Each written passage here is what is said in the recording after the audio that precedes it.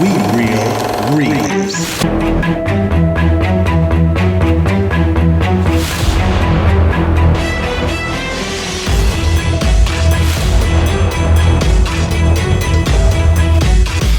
What's up, guys, and welcome to We Real Reels, the monthly podcast where we review old movies to find out if they're as good as we remember, or if they bite.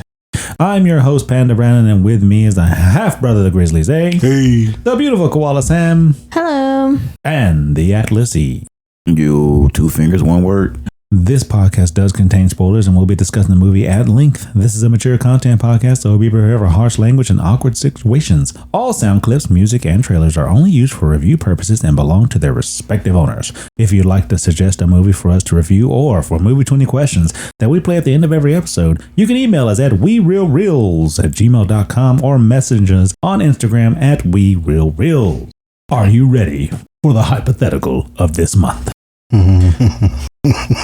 What if Anna Steele escapes her intense relationship with Christian Grey by hiding out in a luxury shopping mall, only to find herself trapped there during the 2004 Dawn of the Dead zombie outbreak? And just as the survivors are fortifying the doors, Christian, landing his private helicopter on the mall roof to rescue her, forces the group to decide whether to trust a wealthy billionaire who wants to enforce his own strict set of rules for survival. Wait, so is he staying there or is he just picking her up in his billionaire helicopter? Maybe he goes there and tries to pick her up, but she don't want to go. She would do something like that. Yeah. Yeah, she would do something. Don't touch me. Yeah. Things to think about. The clash of command. Christian versus CJ. In the 2004 Dawn of the Dead, security guard CJ immediately takes control of the mall by enforcing a rigid armed dictatorship to protect his turf. Then Christian Grey arrives. Christian is a man used to absolute psychological and financial dominance. Christian is going to expect to call the shots because he owns everything around him. But CJ doesn't care about a bank account when the dead are scratching at the glass door. Christian relies on legally binding contracts and psychological leverage. CJ relies on a shotgun. Watching Christian try to negotiate terms of cohabitation and resource management with a stressed out mall security team would be pure tension. Is his bodyguard with him, Taylor? I'm No. assuming he would be because No. he's always with him. I don't know. Okay, well, Taylor is the one that knows guns. Gray doesn't, but he does like kickboxing and things like that. But he can't throw his money around because like money is nothing. But CJ was taken, like he was put in a jail cell, so he's not I don't want to say he's not an important character, but like he was able to be in a jail cell for here, then he would just be in a jail cell with Christian Grey in charge. Wait a minute. You don't think so? That wasn't in the movie. We don't know that bodyguard. That's true. We don't know that bodyguard that knows all this good stuff. Ultimate test of independence. Anna originally flees to the mall to escape Christian's suffocating control and figure out who she is. The irony, just as she thinks she has found a bizarre kind of freedom among a group of everyday survivors, the sky opens up and her ex lands on the roof. Christian's helicopter is a little golden ticket out of the apocalypse. He can fly her to a private fortified island, but it comes with a price, returning to his world and his rules. Does she get on the chopper? Or does she stay on the ground and fight the undead alongside everyday people like Kenneth and Anna? She'd be stupid not to take that deal. To be in a safe place and not get food, shelter, But to get protection. spankings? She would try to talk him into taking more people. That's what I think. And then he gonna look at it as a security problem. Like, we don't know these people. We don't. Mm-hmm. Like CJ tried it. Mm-hmm. They're gonna get us killed type of stuff. They're not gonna listen to me. He likes control. He the can't rest control. of the Dawn of the Dead crew, Michael, Andre, Sarah, are going to see that helicopter as their collective hope of escaping the infected suburbs. Christian didn't fly into a hot zone to save a dozen strangers. He flew in to get Anna. The moment the survivors try to commandeer that chopper for a mass evacuation, the situation turns into an armed standoff on the roof. There was no question in there. Oh, okay. No. Well, Like, Gray getting shot. Yeah, but if none of them, maybe is Andre Bro, one of the these sergeant? motherfuckers- No. No, it's Kenneth. Andre's the guy that Kenneth. steals TVs. Okay, so Kenneth, I would think that he would be the only one in that group with potential helicopter training because he's in the police, like he's a sergeant. But even that's not a guaranteed. So like they can't shoot Christian because he would be the only one that knows how to fly the chopper. I think it'd be an interesting situation. But nonetheless, let's find out what you guys have been up to. Hey, watch it, pal. What have you been doing? What are you gonna do, huh? Atlas, you want to start this off for us? Oh, again. So, just to go back on, what was last month? Last month was May. Bro. April. April. Is this May right now? Yeah, right now. Oh, is this is still okay. May. It's already kicking in. Okay, so previously on, and then previously, I had forgotten a couple things. Last time. Y'all reminded me. We Reel Reels. I had also gone to a magic show. Ooh. Ooh. Called the Rare Magic Show at the Union Station Hotel, Autograph Hotel by Marriott Bonvoy. Anyway, so went down there. It was pretty good. My flabbers were gasted. I also forgot to mention that I had played Resident Evil 9 Requiem, and it was amazing. Oh, wow. That lady. Amazing. It was all the things that are Resident Evil that you would, yeah. Did that lady get on your nerves? Not really. No. I like Grace. She's a good character. It makes sense. Because by the end of it, she does kind of come into her own. But yeah. Okay, so this month and probably a little bit of April, sun's been coming out. It's starting to get warmer.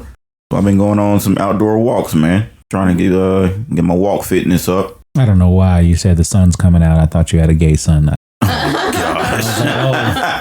Oh, wow. That's news to us. I didn't know. That's all right. Well, first I got to have a son. So, yeah.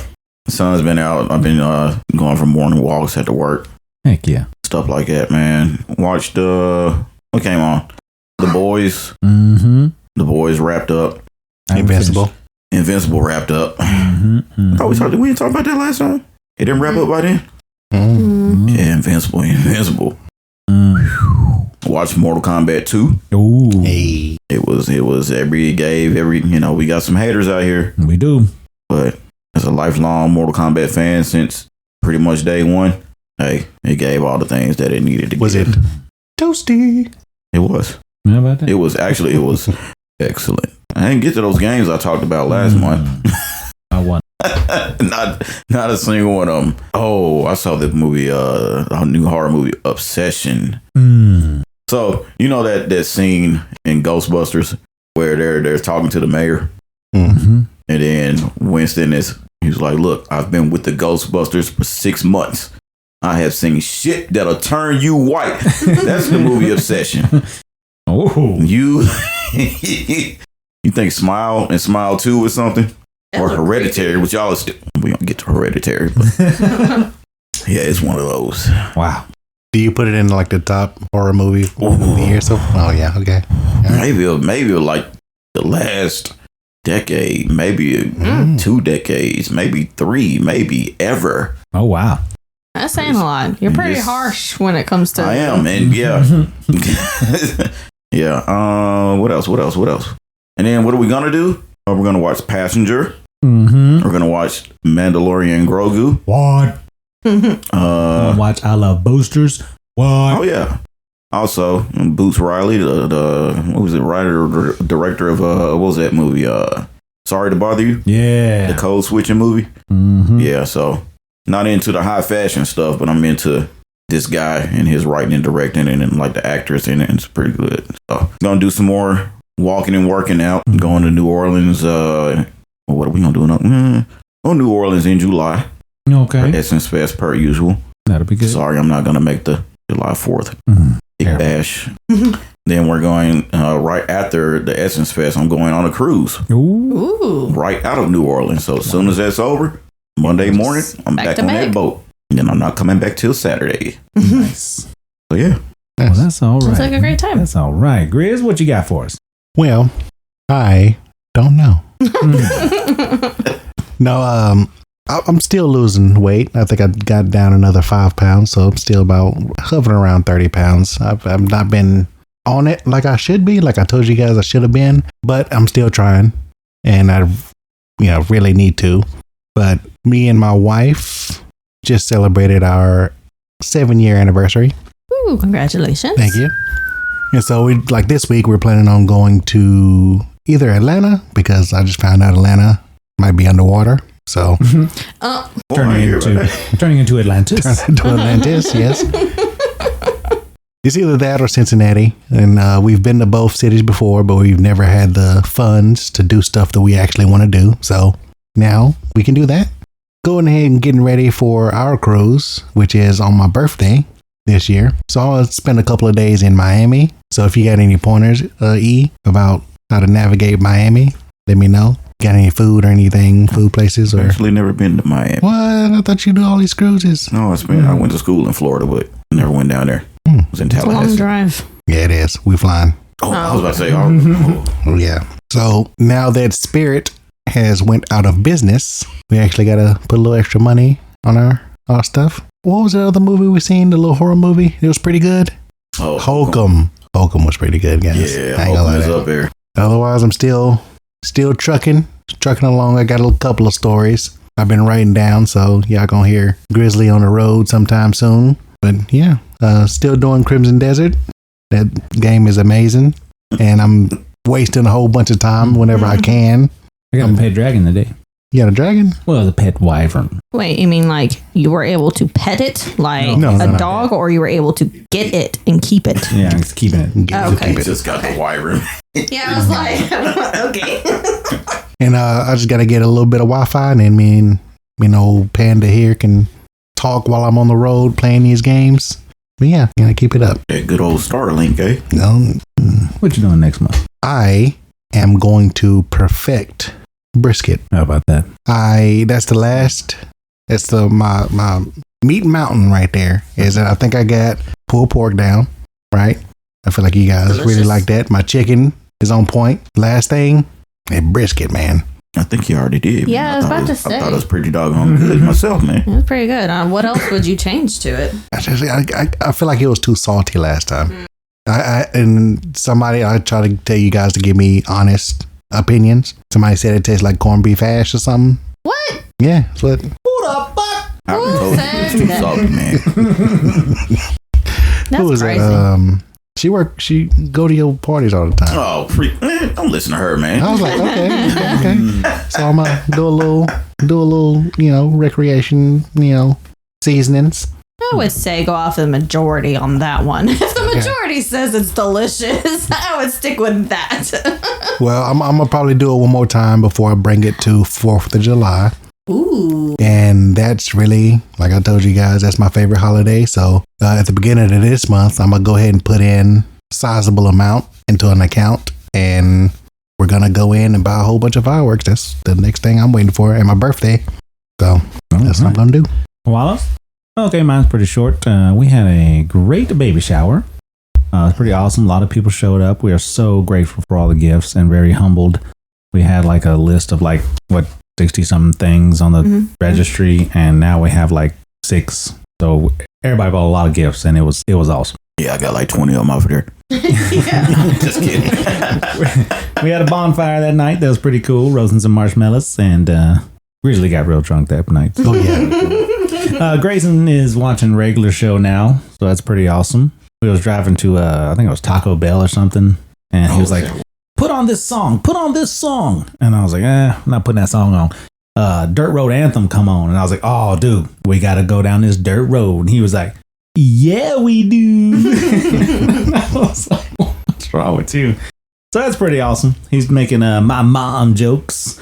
So yeah, pretty cool that he's getting into the stuff I used to watch. Little muscle man, huh? But I do have to say this.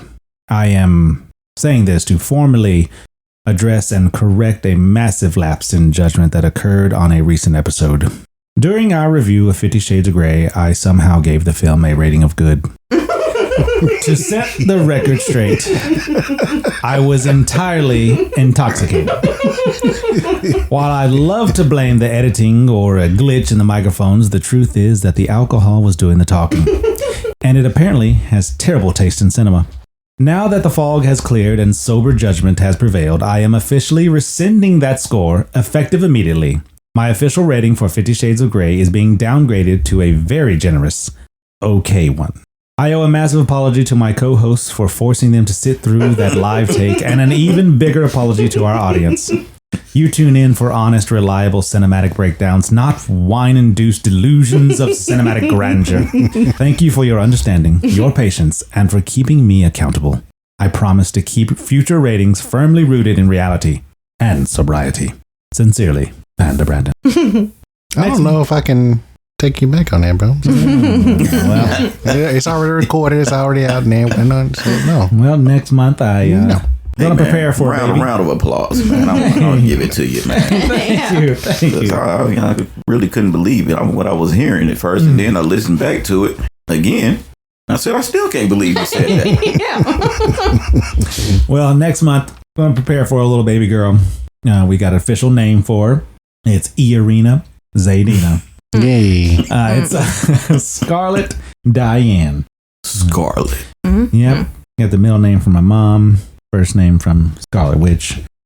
So yeah, we thought it was I pretty thought cool. you got it from Mortal Kombat. Oh, my bad. Sorry. But yeah, that's about it for me. Koala? Okay, so what I did last month was keep up with my doctor's appointments, which everything is going on good with those. I did have a last minute notice of doing a charity fill a bag for Kitty Kid, and I ended up getting a crap ton of stuff for our baby girl and also our cub, all for $40. I was thinking it was a joke because they're like, you can bring any size bag, and we're like, okay, like I'll just bring a trash bag, and other people were bringing like 50-gallon trash bags and just filling it all up. So it was really cool. Let's see, I was able to see our cub do his tumbling, and he was able to get a medal for doing good with that. We did celebrate Mother's Day, which was great and relaxing. So thank you to Panda for making it a good special one. We did also have our baby shower. I will say Marla and Alyssa went above and beyond with decorations, setting up the games. I do want to say a huge thank you to both of them, and also thank you to Mandy, my sister, for helping with bringing food and also getting the food ready, and then Devlin for bringing more items. They all definitely made it truly a special event. I do want to say thank you for everybody that came and enjoyed the day and supported us, and just an overall thank you. We truly appreciate and are just so thankful for everyone, for everything that everybody got. Even just coming just to the day, just support is amazing. Sorry, I'm running out of breath.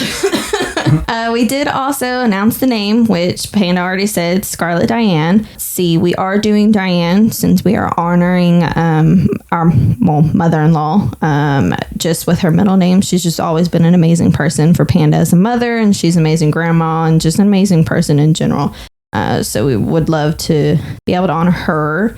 Next month, I'll keep up with my doctor's appointments. I only have one more until start doing weekly until she is born.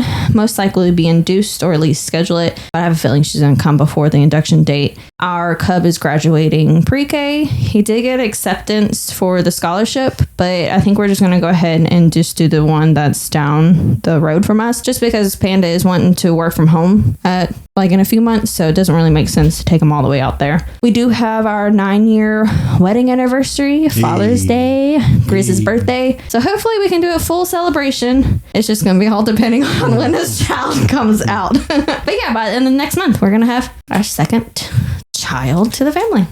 Cubs. Yay, Cubits. How about that? Well, let's go ahead and jump into Grizzlies, Anime in Arms. It's over 9,000.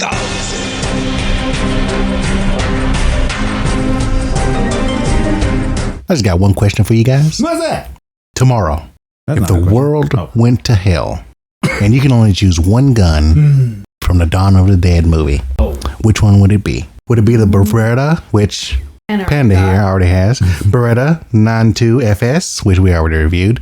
That's the civil one that Andre uses in the movie. How about that? The Remington 870 Police Magnum, the one that Kenneth is introduced whenever he was in the movie. The Smith & Wesson Model 66. That's the one that Norma shot a very new dad in this movie. Definitely not that one, because that one only had, 6 bullets to it?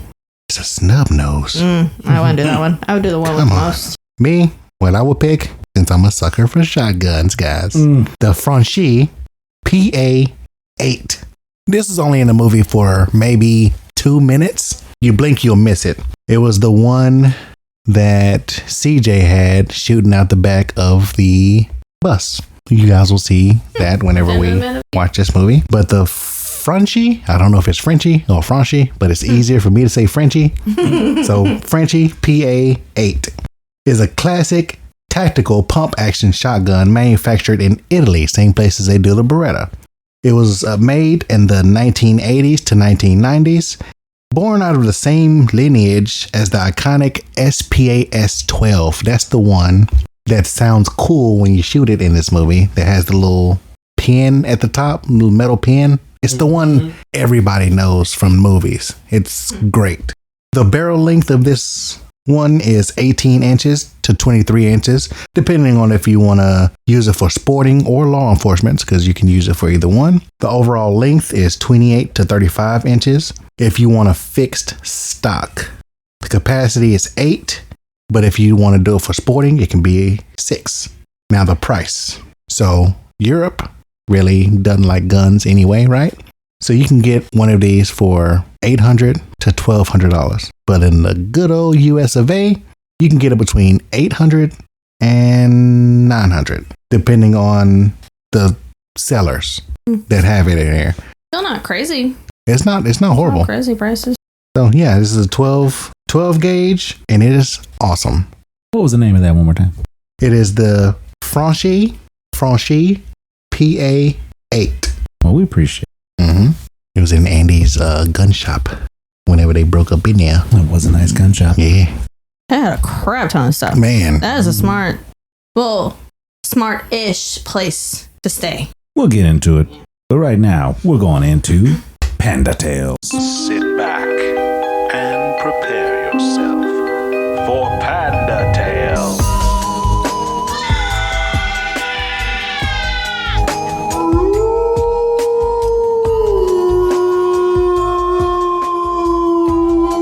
All right, it's time for another edition of Panda Tales, where we take a look at the real-world history and bizarre true stories that anchor the movies we watch. Now today we're talking about Zack Snyder's 2004 remake of Dawn of the Dead.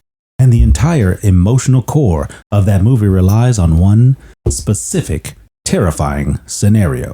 The world outside has completely collapsed, the authorities are gone, and a completely mismatched group of regular people have to lock down a giant commercial shopping mall, fortify the doors, and defend it from an unruly, aggressive mob outside.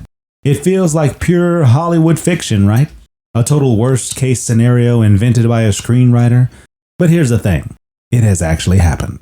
To find the real-life version of the Crossroads Mall from Dawn of the Dead, we have to go back to April 29th, 1992, during the infamous LA riots. When the verdicts were announced in the Rodney King trial, the city of Los Angeles erupted into chaos almost instantly. Within a few hours, the thin veneer of civilization vanished. Arson, looting, and violence overwhelmed the city, and the police? They completely retreated. They drew a hard line to protect wealthier neighborhoods like Beverly Hills, effectively abandoning areas like Koreatown to burn. Imagine being a small business owner. You poured your entire life savings, your blood, your sweat and tears into a grocery store, electronics shop, or a restaurant in a strip mall. You call 911 because a mob is approaching your storefront, and the operator basically tells you you're on your own. This is exactly the choice the residents and shop owners of Koreatown faced. And just like CJ and the security guards in the movie, they realized that if they wanted to survive, they had to turn a commercial shopping plaza into a literal military fortress. They became known historically as the Rooftop Koreans. Because of mandatory military conscription back in South Korea, many of these shop owners were actually trained veterans. They knew tactics. They used local Korean language radio stations as a makeshift dispatch system to coordinate defense teams, share intel on where the crowds were moving, and deploy volunteer medics. They dragged heavy appliances to block the glass storefront doors. They set up sandbags, and they took up positions on the flat roofs of the small strip malls with shotguns and pistols. For days, while the rest of LA was burning, these guys stood guard on the gravel roofs of shopping centers, looking down at the chaos, ready to defend their livelihoods. When you watch Dawn of the Dead and you see them standing on the top of the mega mall, looking out at the horizon filled with smoke and fire, thinking they are the last bastion of safety left on Earth, that isn't just a zombie movie trope. That is a psychological reality that regular people on the streets of Los Angeles felt the 6 straight days in 1992. So next time you watch the film and think, man, nobody would actually stay and defend a mall, just remember, when the system fails, a shopping center can become a castle real quick. Did it ever say what happened to the people who defended the mall? Like, did they get in trouble? They defended the mall. I mean, like, did they get in trouble for doing all that? No, how could they? The police were fucking guarding Beverly Hills and all the rich people. Yeah, I seen a video of somebody, like, it was a trucker, and he was just trying to get through just to get, wherever he got to go to his family or whatever. They pulled him out and beat the crap out of this dude. I think he ended up dying. Dang. Yeah. In that that situation. And it's like, you probably see like 20 people go up and hit him. He was, if he died, only like 2 people got convicted of that. So people was murdering people, getting away with it, robbing banks, robbing stores, everything. Man, he could just easily stay in his truck and just run over everybody. Well, let's go ahead and get into our movie review. But before we do, we always like to enjoy our movie review with a nice adult beverage. Now imagine a dimly lit lounge, the air rich with smooth, smoky melody of live jazz saxophone. True smoothness doesn't demand your attention, it commands the room. Now as you glide past plush velvet booths to the bar, where a bartender lifts the iconic textured bottle of Seagram's Extra Dry Gin. The golden lounge lights catch its subtle, barrel-matured amber tint.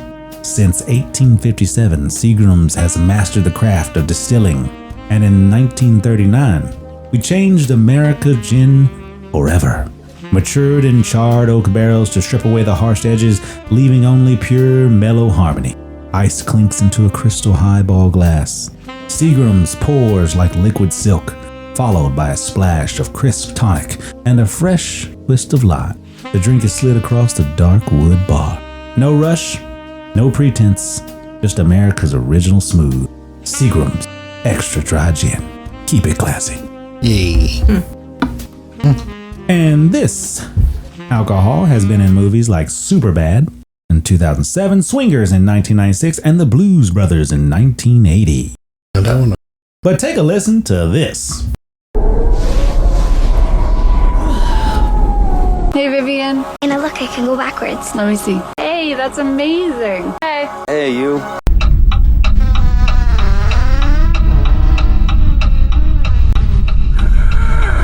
Vivian? Honey, are you okay?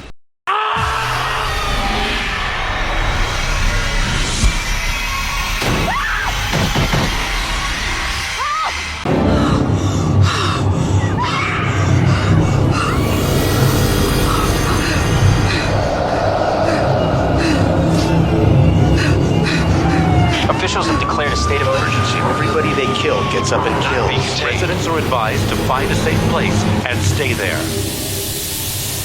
I've just been informed that we are going off the air and switching to the emergency broadcasting system.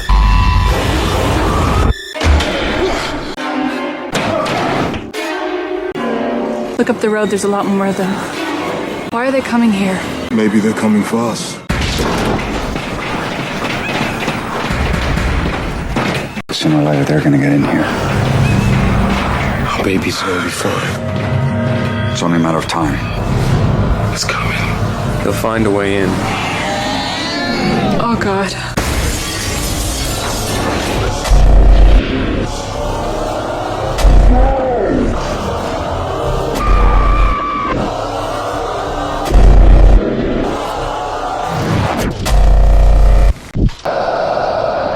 We are watching 2004's Dawn of the Dead. And where you can watch it, it's currently streaming on Netflix, but you can also rent it or buy it on physical or digital. It was directed by Zack Snyder. This is his directorial debut. He also directed 300, Watchmen, Legend of the Guardians, The Owls of Ga'Hoole, Sucker Punch, Man of Steel, Batman vs. Superman, Dawn of Justice, Justice League 2017, Zack Snyder's Justice League 2021, Army of the Dead, Rebel Moon Part 1, A Child of Fire, and Rebel Moon Part 2, The Scargiver. Not so great, I heard. This movie starring Sarah Polley, Ving Rhames, Jake Weber, Mackay Pfeiffer, Ty Burrell, and Michael Kelly. It was released on March 19th in 2004. Other movies that came out in March of 2004 are Starsky and Hutch, Hidalgo, Secret Window, Scooby-Doo 2, Monsters Unleashed, Taking Lives, Lady Killers, Eternal Sunshine of the Spotless Mind. This movie had a budget of $26 million and made $102 million worldwide. Ooh. That's not what? You said $26 million? To make the movie, yes. Dang. Is that our highest paid one to make the movie? No. Maybe no. Oh, so. okay. No. It's kind of low. Really? Okay. This sounds like a lot of money. Well, let's get into the plot. After a mysterious plague turns the population into aggressive, fast-moving zombies, a nurse named Anna escapes her suburban neighborhood and joins a small group of survivors. They take a refuge in the Crossroads shopping mall in Milwaukee. As they fortify the mall, the group grows, tensions rise between the survivors and the mall security guards, and they eventually realize they cannot stay forever. The film follows their desperate attempt to modify shuttle buses into war wagons to reach a marina and escape to an island by boat. We start off meeting Anna, who is a nurse in a hospital. She has worked a long shift and is about to get off. The doc is asking why someone ordered a CAT scan for a hand bite. Well, she ends up leaving the hospital and sees a paramedic who looks kind of dead, but he ends up waking up, so get a little false jumps there. They're like, oh, it's about to start. No, not that early. I will want to say that they did move. He got a bite wound at a bar fight, and then he came in and then later on got moved to the ICU. I'm curious if this is the official first person that technically turned into a zombie. Like, is this leading up to it? Like, is that the first case? Couldn't be the first, because if he was the first, he wouldn't have got bit. Oh, that is true. Mm-hmm. That is valid. Never mind. Yep. She's listening to the radios as she's on her way home, and you can hear an emergency broadcast. But she switches over to some music, and she comes into the neighborhood. She meets this neighborhood girl. Vivian. Vivian. I got a Libyan on here. I don't know what. Vivian, who's learned how to skate backwards. So proud. The road looked wet, but it didn't look like it wasn't rain. It previously rained. Could have previously rained. But then she greets her husband. Seems pretty normal. It's a pretty normal night. Ends up getting some shower sex. Yeah. Oh, yeah. So she's a nurse that works in an ER. Mm-hmm. She wore her work scrubs home. I would have changed either out of those at the hospital, or I would immediately change out of those, because she crawled into bed with these nasty ass scrubs. Like, I used to work at a vet, so I know like animal fluid stuff like can get everywhere. So I can only imagine what a human ER like. I would have changed out of those immediately. But another note you should take. She come home and she took her husband's shoes off. Like a great wife. But he was in bed with some shoes. That's nasty. Just chilling after a long day's work. He's tired. Nasty. They were supposed to be doing date night. And I mean, 2004, there were cell phones, right? Like, she didn't text him or called him to let him know that she's running late. Cell phones, but they was still pretty expensive. In 2004, you had to pay 10 cents a text for playing. Yeah. Well, shit, I would have called from the hospital then to let her know, because it was date night. Because he was like, oh, I thought you were like going out with friends or something like that because you were going home so late. I don't think it was date night. The next morning, all hell breaks loose when the door creeps open and we see Vivian at the door. She comes in, wakes the husband up. Well, just by the door creaking, he gets up and sees her and sees he goes to the door like she's been bleeding out of her mouth or something, like her lips is gone or something. And he looks back to tell Anna, call 911. And she bites his ass right in the neck. Right in the fucking neck. I want to know how she got in the house. Anna rushes right over there, throws Vivian down the damn hallway. Like, Vivian just jumps up. Yeah. Goddamn ninja. I think at that point you've seen her eyes, because when she was first at the door, when it first creaked open, her eyes looked normal, but after she jumped up, after she got thrown, her eyes looked different, like creepy zombie like. She ends up trying to stop the bleeding from her husband, and she's calling 911, but nothing's getting through. Husband ends up passing away from bleeding out. So while it was cool that since she's a nurse, she was able to try to like tie off the artery or whatever herself. But what I would have done differently is while I was contacting 911, I would have still kept hold of the towel against his neck. Because once someone starts bleeding out, they're going to go unconscious, you know? They're not going to be able to hold it themselves. So I would have still held it. She kind of loses all hope, and then her husband gets up behind her and is walking around. It's like, what the fuck is going on? And he sees her and he starts to attack her. But luckily, she's able to fall into the restroom, close the door behind her, and she gets up. Well, she's able to grab the keys too before that. But that was a smart move. Yeah. When she got out of bed, she immediately grabbed the keys and ran to the bathroom.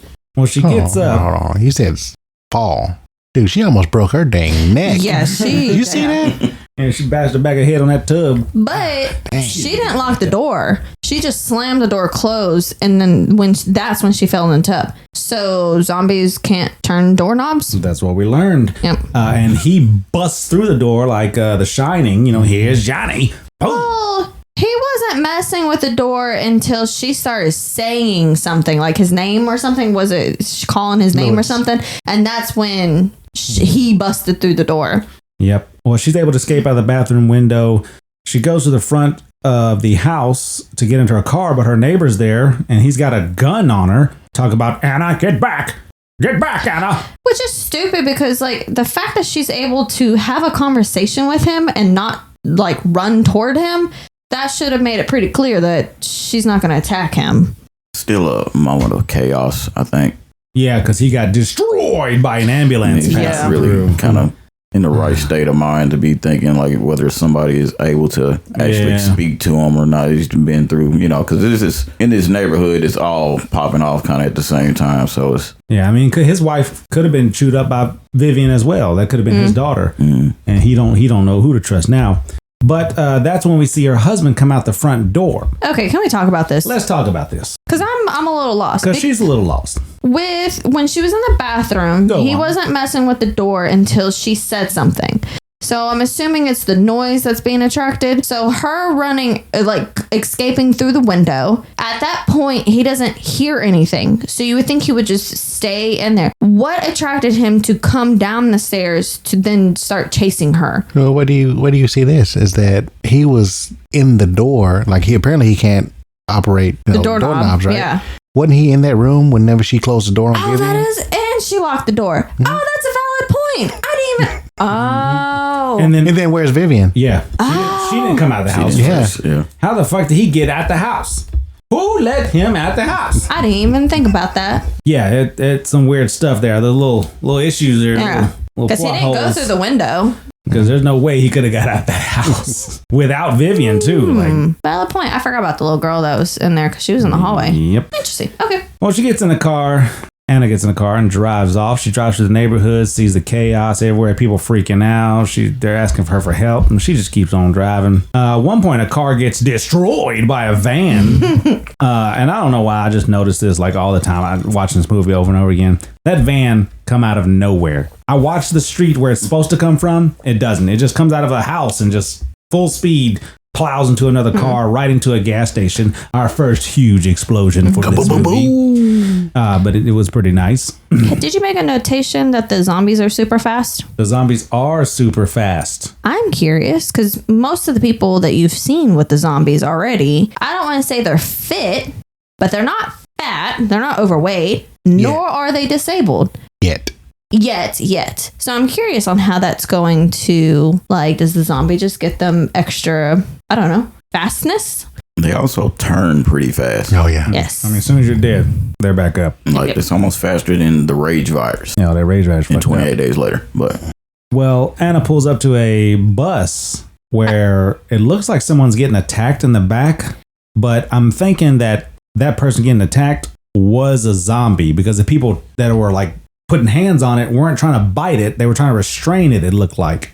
Oh, I thought they were attacking her. Yeah. They weren't trying to bite it, though. They weren't like, trying to get at it. And then there was a naked woman outside for some reason. I don't know what happened to her clothes. Woman naked? She just looked drunk, too. Yeah. She wasn't trying to attack nobody. She wasn't aggressive. She just didn't have the eyeballs. She's traumatized, I guess. But maybe. Why she naked? Maybe she didn't have on much.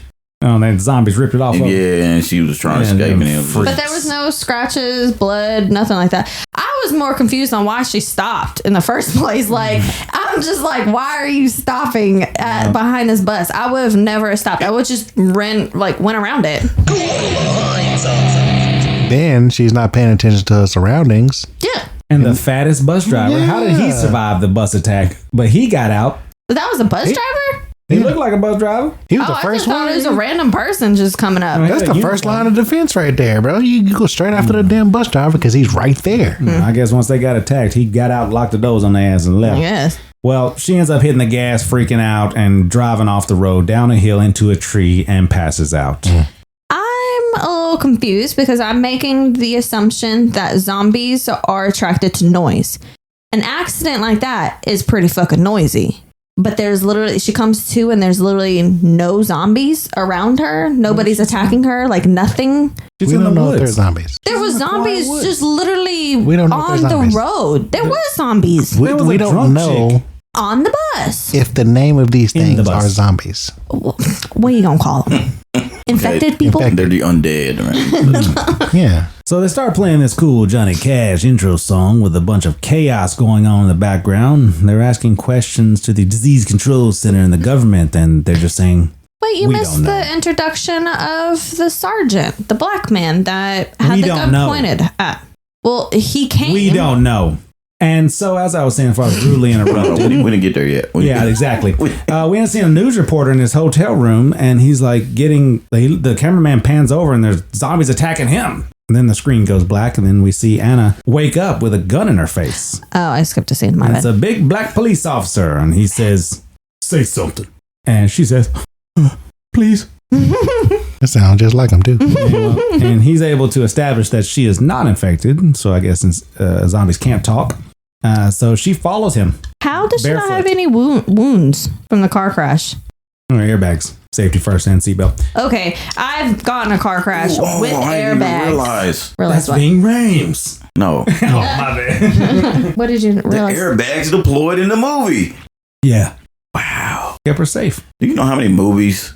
That crash. I told y'all that's it's been a few episodes, but it doesn't take much for airbags to deploy. It takes like a 15 mile an hour impact. It has to be greater than 15 miles an hour for your airbags to deploy. Yeah, when you're rolling downhill and you hit a tree, but there's so many movies and TV shows where cars flip. Like Fast and the Furious. And get ramped, get demolished, and airbags never deploy. Well, so yeah, kudos to Dawn of the Dead and Mr. Zack Snyder and the crew. Until she gets out and there's no wounds. Yeah. Now that part. That's unrealistic. No bruises, no. Nothing. Yeah. Well, he ends up walking through this tunnel where they are shot at by another group. This doesn't make sense to me. It's horrible ass aim, too. What the hell? Well, okay, so they're swiveling. We don't know the black guy's name, the cop. I'm just going to say cop. We don't know the cop's name, and Anna. They're both swiveling, which congratulations. Like, that's amazing that they're doing that. A lot of movies don't do the swiveling. But they're coming down a tunnel, and the next scene, like, you can obviously see there's a group of 4 people or 3 people at the end of the tunnel. They should have easily been able to see them. And then also, what zombie so far have you seen that has a gun? Like, that other guy should not have just shot at them. Probably not. He's headed for Fort Pastor, and they said it's overrun. You want to go that way? Yeah. Officer, you don't want to go that way. So they make it a plan to go into the mall. And then we got White Shirt, who we don't know his name is. We'll end up learning he's Michael. And then we got Black Shirt, who is Andre. And then a pregnant female named Luda. And they all decide they're going to go to the mall too. So they I think it's a smart move going to the mall. But when they go to the mall, there's literally no cars in the parking lot. There's no zombies walking around. There's literally nobody. I ended up researching, and So Vivian was attacked them at 6:37 a.m.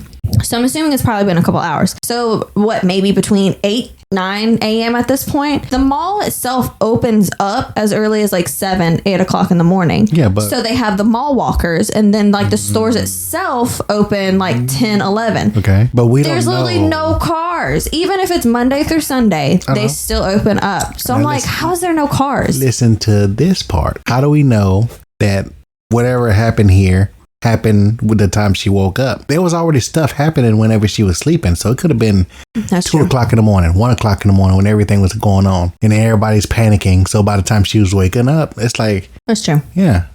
Maybe the mall walkers never made it. Yeah, they're already. I guess I just made the assumption that once it started at like 6:30 when they got attacked, that's when it happened that but morning. No, realistically, somebody would have made it to the mall. Yeah, it happened between the time they fell asleep and they woke up. So we don't know what time, like more people started getting attacked. Well, they find a back entrance, and they're trying to break into the mall when zombies end up finding them. And the police officer ends up shooting the lock open. They get inside, and they lock the door behind them. They start exploring and clearing out the rooms of the mall, making sure there's no zombies in there. And they get to this fountain area, little rest area. And Michael tells Andre to go down that way and check out, whatever. And then he tells the police officer, he said, you should head down that way. And police officer just looks at him and he's like, never mind. Okay, maybe you just stay here. I'm gonna go back on this part too, because the zombies that spotted them, Andre started shooting at them, but then nothing was happening. So they're like, what is going on? Like, not hitting the head. They're not stopping. So they haven't even figured out that gotta shoot him in the head first. Mm-hmm. Well, it's kind of crazy that the white guy, Michael, is just kind of already like, I'm impressed how he's kind of taking charge and things like that. But it's also kind of a little crazy that he's like expecting everybody to just automatically listen to him. Officer stays there with the women, and Michael goes to a sporting goods store where he trades out his nice metal crowbar for a wooden little croquet mallet. I don't get this. This is like the stupidest decision that I've ever seen. Like, metal crowbar, it has a pointy end and it has a curved end, and it's metal. It's not going to break. But then like the wooden thing, there's no sharp end and it's easily breakable. Like, I think that is the stupidest decision. Well, we see Andre going to check the doors in the back around some part of the mall, and he gets scared to death by a zombie who's beating on the window. And I guess that answers the question to anybody who's like, oh, why did the zombies bust the glass? He said it's shatterproof, asshole. So that answers that question. But then I'm kind of glad it did make that mark, because I'm just like, how did the exactly, just for you. They made this just for Sam, just to go through 20 years later. But also, what attracted that zombie to it? Because he jiggled the door, but I mean, like, I wouldn't think that would be super loud. He could have been standing right outside waiting for the next sound, and there it was. But we go back to Michael, and he's getting attacked by a janitor who's chewing on another janitor. And he ends up breaking that little wooden croquet hammer thing right on the dude's head. But as he's getting attacked, he's able to stab what's left of that straight up through his head, killing that zombie effectively. And as the police officers hear that noise, they get up and get into alert mode. And when they're not looking, a zombie attacks them. It ends up scratching the pregnant lady, knocking the officer into the fountain, and he scratches his arm on a... it was like a metal thing. But Luda, I thought Luda got bit. She got bit. She didn't get scratched. I thought it was a bite. Well, it looks like a scratch whenever you see it later. Oh. Like a bite to me later. Oh. It was just a line. I know you can get scratched and turn into one in this movie. I thought it was just... Get scratched in Walking Dead. I know that. Yeah, you did. Dang. Anna's ends up getting the shotgun and shooting the zombie right in the arm, and I guess she hit some kind of nerve because it just starts twitching like it doesn't know what to do. Well, that was what I was questioning. Is he twitching because of getting shot in the arm, or is it because he's in water? Because he did fall into the That's true. water Zombies part. can't swim. I'm going to say that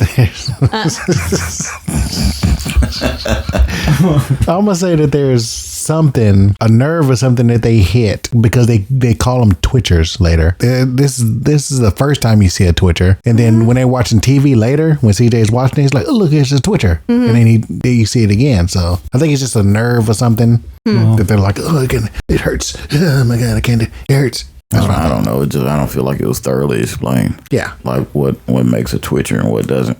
Well, they run into the elevators, and at the top floor is where they met with the security team. They end up negotiating and asking if they can stay here, but only if they give up their weapons. The police officer didn't want to do it, but security guard CJ says, you can always go to the Holiday Inn or Quality Inn Shack.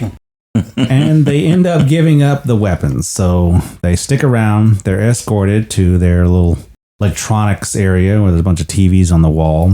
And they watch a little bit of news. They find out what's going on, or a little more information. And the pregnant girl has to use the restroom. So Andre escorts her to the restroom. Well, CJ, the white guy, was trying to be an asshole about it because he was just like, no bathroom breaks or something like that. And then Andre's like, okay, well, where do you want her to pee at? Like, and then he made a comment of like, you're not going with her. And he's just like, the fuck, I'm not. Like, that's my wife. Like, she ain't going nowhere. But also, side point, since they were on the second floor, are we making the assumption zombies can't go upstairs? Or are we just making an assumption that they secured? Because, like, they were on the second floor, but they made it seem like that's, like, the most secure place. So did they honestly, block all the stairs and stuff? Honestly, we haven't seen any stairs in this movie, so we don't know. That's true. We don't know. Just like the government and CDC. Yeah. We don't know. We don't know. Well, while the nurse, she's concerned about the officer's arm and she needs to stitch it up. So she requests a first aid kit and she goes to get it and she's escorted there while the police officer sits with CJ and Michael and they watch the TVs. And the guy's saying that you got to shoot them in the head. They won't go down unless you shoot them in the head. Hey, we got a Twitcher over there. And that's the only way to put him down. That's when they show this. We'll shoot them in the head and then burn them after. Yeah. They show Fort Pastor. And the guy's on there and he's like, yeah, come on to Fort Pastor. We got a place for you. Just come on over there. And that's when the police officer says, my brother's there. He's waiting for me. Well, Michael ends up suggesting that they put signs. Wait. Let me hold up there. Hold up one time. They never get to that in this movie. About what? To shoot them in the head and then burn them after. They did it. The white guy that was on the TV said to shoot him. But I'm saying like they never get to why that's a thing. Like why shooting in the head is not just the end of it. Also, a quick question. Go ahead. Sorry, you finish your. It's kind of a thing like in the Resident Evil remake. Like you could it still doesn't make sense. So in the Resident Evil remake, you would have to either destroy the head of the zombie, and then like if you killed it and you didn't destroy the head, you would have to burn it for it not to come back to life as like a stronger, more aggressive. Meaning like you gotta cut the head off? Yeah, and they called them like crimson heads or something. So it was just like you either had to like blast the head off or something or burn the body, but they don't get to that in this movie while he's saying shoot him in the head and then burn him. That's a love gun from there was no explanation. Dusk Till Dawn. So there's no like super zombie. There's no reason that you should also have to burn the body in this movie. I was like, bro, I know this dude from somewhere, and I just couldn't pinpoint it. Thank you. From Dusk Till Dawn. Thank you. CDC sanitary purposes, I guess. Well, learning medical terminology, we've got the CNS and the PNS. The CNS is the central nervous system, and the PNS is the peripheral nervous system. If you shut down the CNS, the peripheral nervous system does not work, and the CNS is the central nervous system. So you shoot the brain, cuts down everything in the body. All right. So Michael's suggesting putting signs up on the roof and letting them know that they're alive. Well, he was pretty smart because he was manipulating CJ. Because he was like, well, what is your plan? Is it like, are you going to put the signs up? Like, he was like putting it more into questions because you can tell CJ's trying to be an asshole and being in charge and stuff like that. But he's not actually doing anything to actually actively fix the situation. So I will say Michael was pretty smart with his manipulation of CJ. How about that? So they start painting the roof. We also see that Anna has a little emotional breakdown. We also see the scratch on the Luda's arm. I want to note this part for later, please, if I can do that. Because Which part? this part, whenever she breaks down, because she's Emotional. Clearly emotional. And I feel like she's emotional that she lost her husband. She didn't have time to mourn. And she ain't had no time to mourn. So, note. Yeah. This part. While they're on the roof, they end up hearing a guy shooting zombies across the way. And he holds up a sign, and it says, I'm Andy, I'm alone. Turns out that CJ has binoculars, and he can read, because he says his name is Andy, and he's alone. And then we see a helicopter. We see a helicopter overhead, and Andy points at it, so they're thinking, hey, they're going to be rescued. It's going to be great. It's getting closer and closer. They're all flailing their arms. They're trying to get signals out. Hey, we're here. And it just keeps on going. And Anna says, we just need to wait. It'll come back. And then the camera zooms out dramatically. All the signs, you couldn't have missed this. Where are you going? They're not coming back. The so-called, it's also a real life kind of. There's a movie called Leave the World Behind that came out a few years ago on Netflix. Sorry, B, you probably missed it. But gist of the movie is that when the world goes to shit, nobody's in control and nobody's coming to help. So even when you think, hey, it's a helicopter right here, somebody's gonna read our sign. No. It's kind of like you devise a plan, you build community, you build you a group, and you do the best you can to survive. And that's Yeah, but on this one, the TVs and radios still work. They kept telling them to kept going to Fort Pastor, right? For this one. If it's anything that I've learned from decades of video games and movies about zombies, is stay away from where everybody else is going. Oh yeah, that too. I imagine that that helicopter was Christian Grey, and he was heading to get Anna. So there that was. So there's another factor to that. That you forgot about Michael, because apparently he likes to spank people too. No, not spank. Oh, sorry. Punish? Well, I don't know where you're going now. I'm sorry. Well, after that, he likes to get into people's heads. Oh, okay. Maybe we should start painting. Well, sorry. I guess. Night has come and it's time to go to sleep. So, hold on, pause. I want to make a specific point that when they were on the roof and they were talking about CJ made a specific point about stealing stuff in the mall. He was like, no one's going to be walking around, no one's going to be taking anything. It's the end of the fucking world. This is just a job. He doesn't own this mall. Why is he so damn concerned? Because he's top flight security of the world. Get out of here. No, okay. Get out of here. Okay, wait, but we're going to give him a little grace, I guess. This is like day 1, day 2, day 3 maybe. Mm-hmm. So, maybe we shouldn't give up so quickly. Like, the world is over. Let's just use everything. But yeah, also, let's just use everything in here. Yeah. I definitely would have, as that group, gotten brand new clothing because they're still in there, the bloody clothing and things like that, and just secure all the windows. Even though Andre specifically said that the windows are shatterproof, something can still happen. Somebody can accidentally run into, drive through the windows and things like that. So I would definitely secure as much as possible. Well, security team locks them into maybe a furniture store or something, and he says, don't want anybody walking around stealing shit. He locks the door and says, good night. Well, Michael decides that they need to have a plan because the security guards are going to get them all killed. He says that nobody's coming to save us, which that freaks out old Luda, the pregnant lady, and Andre takes offense to that. He says, wait a minute, man. Who the fuck are you? Are you some kind of Marine? You special ops? And he says, Michael says, well, I sell Best Buys I sell TVs. I sell TVs at Best Buy. And Andre says, well, how do you like that, officer? How do you like following a guy who sells God damn it. Who sells TVs at Best Buy? And then Officer Kennedy looks up and says, as much as I like following a guy who steals them. He shuts his fucking mouth in. Just wild assumptions all over the place. But then he didn't say nothing back. He didn't push back. He was just very harsh and judgy. But I do steal TVs, officer. Yeah. Well, he says, I'm not following anybody. I'm going to Fort Pastor. I'm going to get my brother, and that's settled. That's it. So, quick question. When they first got into the mall, I guess we completely missed this point, but Michael, he had the crowbar in his hand, and he looked at the window, and then he looked at the toilet. So instead of hitting the crowbar hitting the window with the crowbar, he decides to throw a toilet through the window and smash the whole entire thing. Mm-hmm. CJ made a point, specifically said, "You trash Metropolis." Mm-hmm.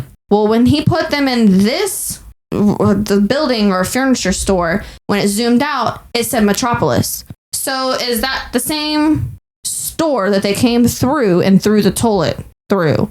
So the windows should be completely shattered. So they're CJ locked them into a store that the windows shattered. That might have been after, right? Because it might have been the front window where they actually would slide the thing down, possibly. And then he could have hit the toilet with a crowbar. That was the third option there. What? No. Yeah, don't know why it'd be helpful, but he could have done it.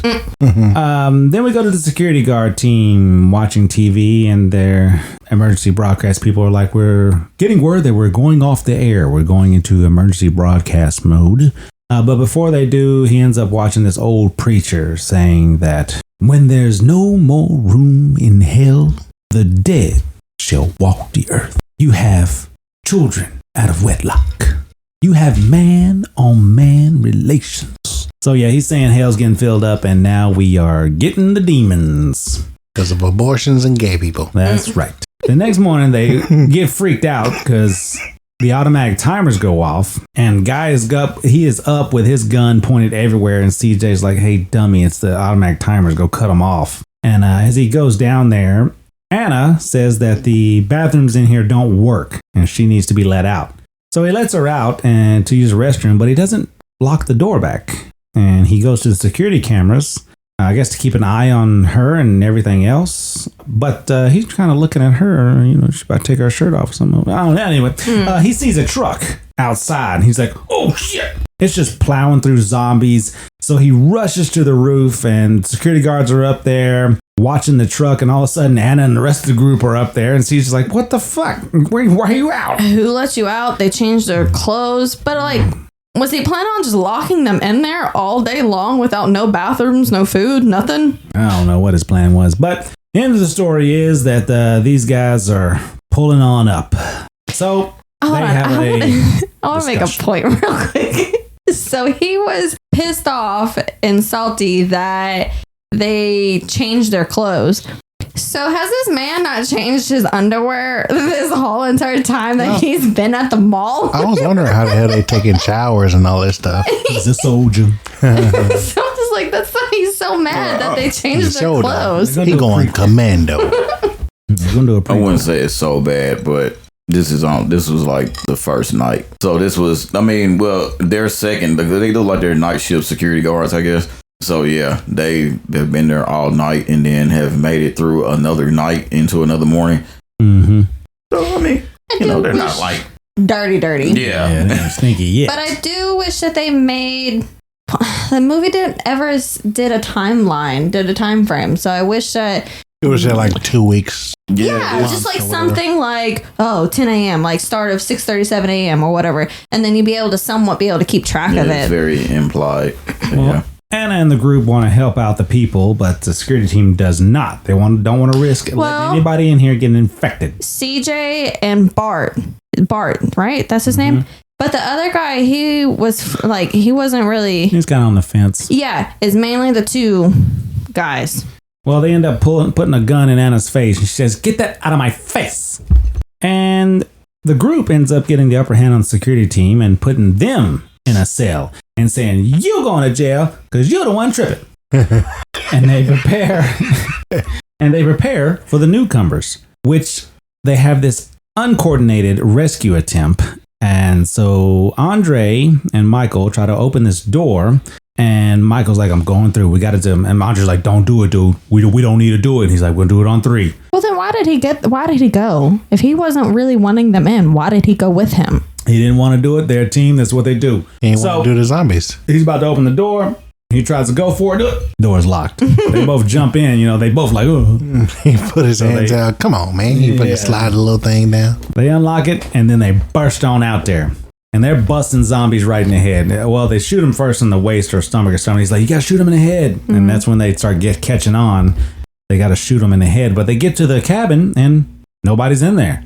And we see an old lady at the top like, hey, it's okay. How'd they get up there? Get back inside. Anna's like, come on, get inside. We got everybody up here. And it's like, why didn't y'all communicate this? I don't know. You could have got somebody killed. The mall could have been overrun because they barely got back in the door. I'm just saying, they need to get better at this. But they get back inside. The zombies didn't make it in, and everybody's all right. Well, they made a point. So this is the part that they didn't show, and I'm thinking it's because it doesn't really work very well. But the old lady and there was another person on top. They said there was more people inside the truck. So they would have had to open the truck and the back end, but they would have had to also open up the door, the big, like the bay door. Yeah. So the bay door is wider than the lift gate. So like there was a whole bunch of zombies there. They would how the hell did they do that without getting zombies? They could have just lifted the bay door, let the whole truck in, closed the damn thing, and ain't boom. There you go. They could have showed that. Well, the people of the group, there's new people here. There's an asshole, a big lady that was wheeled in a wheelbarrow. What the fuck is wrong with her? She does not look okay. Yeah, she should have immediately been they should have been quarantined. They should have been checking on Andre. You see his face struggling to wheel her ass in? I didn't even see that. There's a part with the old lady that they're wheelbarrowing in, and I've always heard this comparison growing up watching this movie with Panda specifically. So don't say it, bro. What is it? I'll tell you later. Oh damn. Well, there's the old guy, an old lady, and another not so old guy with a daughter. And Anna is taking care of the big lady, but she doesn't seem like she's going to make it. So they talk about the father who was bit in the hand. So at this point, for sure, Anna seen that her husband get bit by Vivian and immediately turned. I'm assuming other people have seen that too. So they kind of acting brand new with this lady. So like he said, because I've noticed that it wasn't a bite, it was a scratch. And so for Luda? Yeah. So he said if he said bite, he probably looked at her and was like, okay, bite. He said scratch though, so that's why I'm assuming it's happening. Well, she doesn't seem like she's going to make it, the big lady. Then she ends up dying. I'm so sorry. We end up losing her. She ends up dying, so they end up just covering her up. And Anna asks if anybody knows her name, and no one does. And Tucker, the old man, he says, oh, she dies without a name? Damn. Well, that's when her ass rises up. Motherfucking like Michael Jackson Thriller, just right up off the bed. And the cover falls off her face, and this is a fucking scary ass moment. Bro, her eyes open up. Eye opened up. She get that one eye. She locks onto Anna, and she gets out of that bed screaming. She is running right at Anna like an Olympic sprinter. This bitch ain't even walked in her life, and she is running like crazy. But luckily, Anna was able to get a fire poker, and she kind of just digs it right in her damn eye. So I'm going to go ahead and tell you guys this story. This lady is a big lady. And back in my day, I used to have an ex about this bitch size. Oh, no. And one day, I was wanting to go get Halo for pre-order. And we was like, she got all mad at me and wanted to attack me. So she balled her fist up and she ran as fast as she could. Brandon had to step in the way. Oh, dude, I tried to stop it. I tried to give her the Roman Reigns spear, but she had too much force. Operating word, try it. And so every single time me and him watched this movie, I'm surprised he didn't bring it up this time. He was like, every time that reminds me of your ex running towards me trying to beat your ass. Look at his face. Yeah, he's struggling. So you ain't have to bring it up. I brought it up, but it's still pretty funny because every time I see this movie, I think about that damn trying to get Halo at midnight Well, when the group gets there, officer wants to know who rig that is outside. And he says he's going to take it to Fort Pasture. But Steve, the asshole, says that, you don't want to go there. Everybody else is a bloodbath. And he's like, is everybody there dead? Well, dead-ish, in the sense that they fell down and got back up. And he says, everybody there dead. Yeah. Well, he goes anyway. But Michael's like, no, like, you don't need to go there, dude. We need you here. And he said, fuck y'all. That's such a valid point. Like, no one is like having to be there and staying there and being part of the group. But I will say at this point in time, since there is multiple different type of people and there's a new group, everybody just needs to sit the fuck down and talk about their experiences in regards to what they've noticed, what they know, so they can get a game plan. Yeah, well, that'd be a good idea. Police officer goes to the roof and I guess he's kind of contemplating his next move. That's when he sees Andy out there and he wants to know if there's any info. And the officer, I guess he finally accepts it. He said, Force Pastor's gone. We're fucked. And Andy writes back, what's the bad news? So he's got a little sense of humor, so that's something there. Well, Anna's talking to Michael and Sergeant Kennedy while he's cleaning shotgun or glass or something. She's telling them that it's the bites that's killing the people, and it's the bites that's bringing them back. And Andre kind of perks up when he hears that. He's like, oh, shit. How do you know? And she says, it's happened today with the lady and then with somebody yesterday that I know. And she's talking about her husband. At this point, no, it's only been one day. Yep. Okay. She tells him that the dad has a bite on his hand. And Michael's like, well, we got to shoot him then. And she's like, no, he has a daughter. Don't matter. Dude, don't this matter. fucking part pisses me off so bad. Yeah. Knowing that we're a group and we have to keep each other safe. And you know that if somebody bites you, You're turning. And Like, then, she literally just said that. Yeah. She just fucking said it. And then all of a sudden. You can't kill him. Yeah. No. Yeah. And then you can't do that. They look at the officer and he's like, he's right. I mean, it is. But she's being so aggressive about it. Like, well, she goes to do it. It's like, oh, you going to kill him right now? You going to kill him in front of his daughter? Man, she straight snitches though. Yeah. Like, yeah, she does. Like you're in kindergarten and like, what can he do about it? Hey, bud, Mike's coming to kill you. It's the bites. She's going to get you. What? Bam, dead. Yeah. Thanks for letting him know. Now he's dead. But he's like, are you sure? And she's like, no. And then Michael's like, yeah. She's sure. Yeah, she's sure. Like, she's backtracking on literally what she just said. Mm-hmm. Well, it doesn't matter. So they've set it up. He gets to say goodbyes to his daughter. And he actually gets to like fade out and die himself. You know, he gets to turn before that he gets put down. But it's not by Michael. Yeah, I was a little confused by that. Like, Michael was the one that straight up was like, he needs to get shot. I'm going to shoot him. Like, he needs to die. But he's not the one that actually was there. It was Sergeant Kennedy. Yeah, Sergeant Kennedy walked into the room with him, closed the gate behind him for security, just in case he didn't make it out. Smart. And, he's giving them this sweet and like last moments about his daughter, about his family. She's lost everything. And Officer Kennedy lets him turn. And then when he does, you just hear the pow. Well, Anna was talking to Michael at that point, and she's just like, I'm just so glad that you didn't do it. And then that's when you hear the gunshot. Why? Why is she glad that he didn't do it? Because at the end of the moment, like, he's still getting shot. He still turned and he still got shot and died. So why is she gonna make a point like, oh, I'm so glad you didn't do it? What? Because it would have been technically murder when Michael wanted to do it? No. Like, what? This is what I think. Is that, remember that part I told you I wanted to mark? I think she starts to like feel something for this guy. Which is fucking wild. A day. Okay, so the fuck. Let's mark this part because this is what I think. I don't know. Well, I think it would have changed Michael's character. He's the leader, but he's also the compassionate one. I think if he had to do it, it would have changed him a little, made him a little harder. As hard as Sergeant Kennedy, and we already got the hard character. But he's the leader, technically the leader. Like, the leader makes the hard decisions. And he was going to volunteer to do it. And I think there was a scene that we didn't see where Officer Kennedy's like, I'll take care of it. But then we see Andre going to the little baby store. And I guess that's where him and Luda are staying. And he's got this look on his face like he just knows.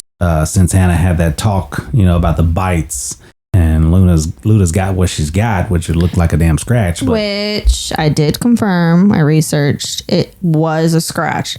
It looked, because the zombie was like mouth close to the arm, so it looked like a bite. But per the research, it is a scratch. Because the whole entire time I'm like, how is she not turning as quick as everybody else? But with it being a scratch, that makes sense why. Yeah. Not. Let's go back to that last scene. Does that guy look like, man, I don't know. I always thought this guy looked super, super, super, super skinny. Like a skeleton. Which guy? The guy that got bit. Mm-hmm. Man, it looks crazy to me. Like his jaw looks like, dude. One thing they got there just because he looks sickly. He was already dying, so they made him look even more sickly right before he died. Yeah, but Luda is talking about what kind of name she wants for the baby. She's very adamant about getting to a hospital And to she having the wants baby in the hospital. Russian name. But he wants African name? Yeah. What it was? Yep. African name. Yep. And then they go back to the father and daughter saying their goodbyes to each other. He's telling us how proud he is of her, and that he couldn't have asked for a better daughter. Well, she leaves to because we already talked about him and go cry. Yep, and Officer Kennedy closes the gate behind him. He ends up having one last talk before he slowly fades, and then that's when Anna and Michael are talking. A brief little conversation there, and then there's a scream, and then Did he know that he was going to die? How does he know that he's going to die? Like at that very second. Mm-hmm. I'm assuming he felt like shit because he looked like crap. Like he looked terrible. Yeah, he looked so I'm terrible. assuming he was like, I'm it's dying. like nobody. I feel like nobody knows if you get bit, like when you're gonna die. Right. So that's why I'm like. So my theory on this is that he got bit on the top of his hand, and there's several veins and arteries or whatever that runs through it. So that's what I took from it, is that it's a direct what the fuck am I trying to say? The direct line to the artery, and yeah. So like it went through faster is what I took from it. I'm missing. When did he get bit? Was it during? We don't know. Yeah, because the infection in this movie seems to. We don't know. Act very fast, like. Because it was before they got to, like, he got to the mall with a bitten spot on his hand. But we don't know. And it starts this nice little montage of get up. Then we get the come on, where it's assumed sometime later, and then we get our little montage. Assume, bruh. Oh, okay. Well, I mean, yeah, it's heavily implied that it's been a couple weeks or a couple days later since. So. It's something, but it's not stating how long it's been. It's a nice montage. We get up, we get down with the sickness. Everyone get up, come on, get down with the sickness. Mm-hmm. But everyone's getting along, accepting their roles, and we see the cop playing chess with Andy across the way. Steve needs to fuck this girl harder. And then... The funniest part in the movie, bro. Steve said, I guess I was about 12 years old. He's just staring at CJ. Yeah, and it was like, please get the fuck out of here. He said, I guess I was about 12 years old when I found out I was gay. It's like, Or he said, I seen my first man or something, whatever the hell he said. That. Oh my God. I was dying laughing when I seen that. It was great. We see the guys up top telling Andy which celebrity lookalikes that he should shoot in the crowd. And Steve tells Anna that if he ever turns into a zombie, blow his head off. And she says, yeah, you can count on it. Well, before that, she made some snide comment about them. I don't even remember the exact comment, but she made like a smart ass comment about them naming out the actors and Andy shooting them in the head and stuff like that. But I'm like, she's up there with them. So I'm like, how the hell are you going to judge them for what they're doing? And like, also, they're zombies or undead, whatever you want to call them. Like, it's not like it's murder. So like, why is she being judgmental? Well, they end up having a conversation and they see Andre pass by. The old lady asks, oh, how is Luda doing? I'm going to stop by later on and check on her. And Andre says she's fine. And she don't want nobody checking on her. Yeah, need no help. She's fine. So later on, they all at this little dinner table, eating dinner, laughing, talking about the the worst jobs they've ever had. And they asked Michael, and he says, I know the worst job I've had. Is being a husband. He's such a Debbie Downer. Like, and that's like the most, I don't know, the most whiskey type shit you'll ever hear. Like, just to ruin a moment, bro. We just trying to have fun. Like, what did you do? Oh, I had to clean shit out of a toilet. Gotcha. No, he's just like, oh, I was a terrible husband. Well, but I know what job I was good at. Well, no, Anna ended up asking, trying to like. Being a dad. She's trying to turn the conversation around. But like, do we make the assumption that the kids was taken for him because he was a terrible husband, or are they also dead? Like, I don't know. It just seemed like a completely pointless scene. Like, I don't know. It just seemed pointless. Unnecessary. I don't think the kids were taken away because he was a terrible husband. Because he said he was a good dad. I think that wife was just a bitch. Or they died because they turned into zombies. And they were bitches. But after that point, that's when the generators go off. Yep. And they go to CJ and they're like, hey, how do we get him back on? And he's like, well, you got to go on the generator. I'll show you where it is. So they go down to the parking garage. He's like, yeah, it's in there. Good luck. And he's like, no, you're coming with us. Michael told them that you're coming with them, which is crazy because, like, it's CJ and Bart. So it's like 2 against 1. How the hell you gonna tell them what? Oh yeah, we taking a gun from you, dog. Yeah, like. Well, if you go back up the steps, I'm sure Officer Kennedy's waiting on you with that shotgun. Well, he did. Yeah, he did show up. If you come back up without Michael, you ain't gonna make. Yeah, because he does come down and he's like, I'm going with y'all. And he said, I'm not going anywhere without a gun. He said, no, y'all coming with me. Yeah. So, yeah. Good ass. He said, you coming with us? No. I've done this before, is what he says. You know how to use that gun, talking to Michael? He's like, yeah, this is the dangerous one. And then officer reaches over, clicks the safety off. He says, now it is. So I'm assuming CJ probably, I wonder if he noticed that the safety was off. Like, they could have easily taken. Yeah. Easily. Well, yeah, I should have panned over to him and I was like, fuck, that'd been great. But also, like, if I was Michael, like, at this point in time, we're making assumptions, been a couple weeks. Like, the sergeant should have been training people, like, getting them to, which, I mean, I guess they do have limited ammo and things like this, but at least train them on how to shoot straight and, like, safety training. Like, he doesn't know that the safety was off. But the thing is with this situation is you have to make sure you conserve ammo. Right. Because you can't get any more unless you go to Andy. Which is across the way, and there's a shit ton of zombies in between. But, like, you could still have some sort of class or something. Like, this is safety. This is the safety on and off. The only thing I would say is, like, maybe Nerf guns, but you can't even really do that. Right now, they got something that's a laser that follows the trajectory of a bullet, but that's it. Well, we have right now. He said, I'm not going anywhere without a gun. So he ends up breaking the axe out of there, giving that to him. And then we see that Luda is about to give birth. She's in labor, and Andre's trying to help her deliver. I'm going to make a point. Andre ain't trying to help her. He's trying to quiet her down. He's like, shh, someone's going to hear you. Someone's going to hear. Yeah, he has her restrained at the arms and legs. I think he knows what's coming. Mm-hmm. She doesn't. But we go back to the crew that are going down to hit the generator. I would not be Bart. So everybody else has a weapon. The sergeant has the shotgun. Michael has the whatever pistol, whatever gun it is. And then CJ has an axe. Bart has a light. Well, he's doing pretty good with that. There is no way in hell. He's swiveling. Yes. He's doing what he's supposed to do. But there's no way in hell I'm about to go down to a garage that's potentially infested with some zombies and not have a weapon. Like, what the hell? I say knife. Give me a knife with this thing. Yeah, I'm good. Well, they're down there looking in the garage and they get freaked out because they see something moving, and it turns out to be a dog. And then while they're distracted by the dog, a damn zombie hanging from the rafters comes down and jumps on top of Bart. How the hell did he get up there? He has no legs. Yeah, like, what is he just walking around climbing shit? But my thing is that we're making an assumption they don't go up the stairs because they didn't go up the stairs in the mall or whatever. They don't open doors. They don't open doors. They can't unlock doors. They don't have sentient thought. They see, they eat. That's it. And this motherfucker somehow is able to just climb on shit. Which, what did he even climb on to get? Like, did he have to climb onto a vehicle and then jump with his nubby legs to get to the pipes?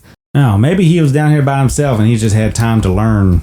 And he was just like, I'm bored. I'm going to go ahead and just start I don't think zombies do that. But the dog's been down there. So we're making an assumption that the zombies don't go after the dogs. They're animals. They're not quiet. These people are not quiet. Like, it's not been 100% confirmed what attracts these zombies. But so far, it seems like it's the noise. And light. Like, that's they what are I'm about not. to say. They haven't established, like, what attracts them, so. You would think they'd be quiet as hell, but they're all like gushing over this damn dog being loud as hell. The only thing they seem to have figured out about them is the bites and shooting them in the head. Well, the group ends up, after this freak out moment, they attract more zombies and they are running into the generator area, which is fenced in. They're able to get in just in time, but they're running low on ammo shooting these guys. So Michael decides to douse them with gasoline and CJ lights them on fire. And the group stands there in this badass moment watching them all burn. Does Michael have the same gun that he came down with, or does he have a shotgun? He has a shotgun. That's the gun he came down with. No, I thought it was like a pistol type gun. Nope, he has a shotgun. Wait, shotguns have a safety? Yeah, because he did that. He said, I'm holding the right end of the shotgun. Yeah. He's like, dangerous. And he's like, now you are. So it's the shotgun. Oh. Because he didn't have the pistol. Okay. My only thing is that whenever, what's his name? Bart? What the fuck? Bart. Whenever he was dying, they had a random dope ass Mustang in the back of him while he was dying. I don't know why they did, but it looked great. It was blue with white racing stripes. And I know you hate fucking Mustangs, but whatever. What? Oh, I hate Mustangs. You do. I thought you was going to say he hates racing stripes.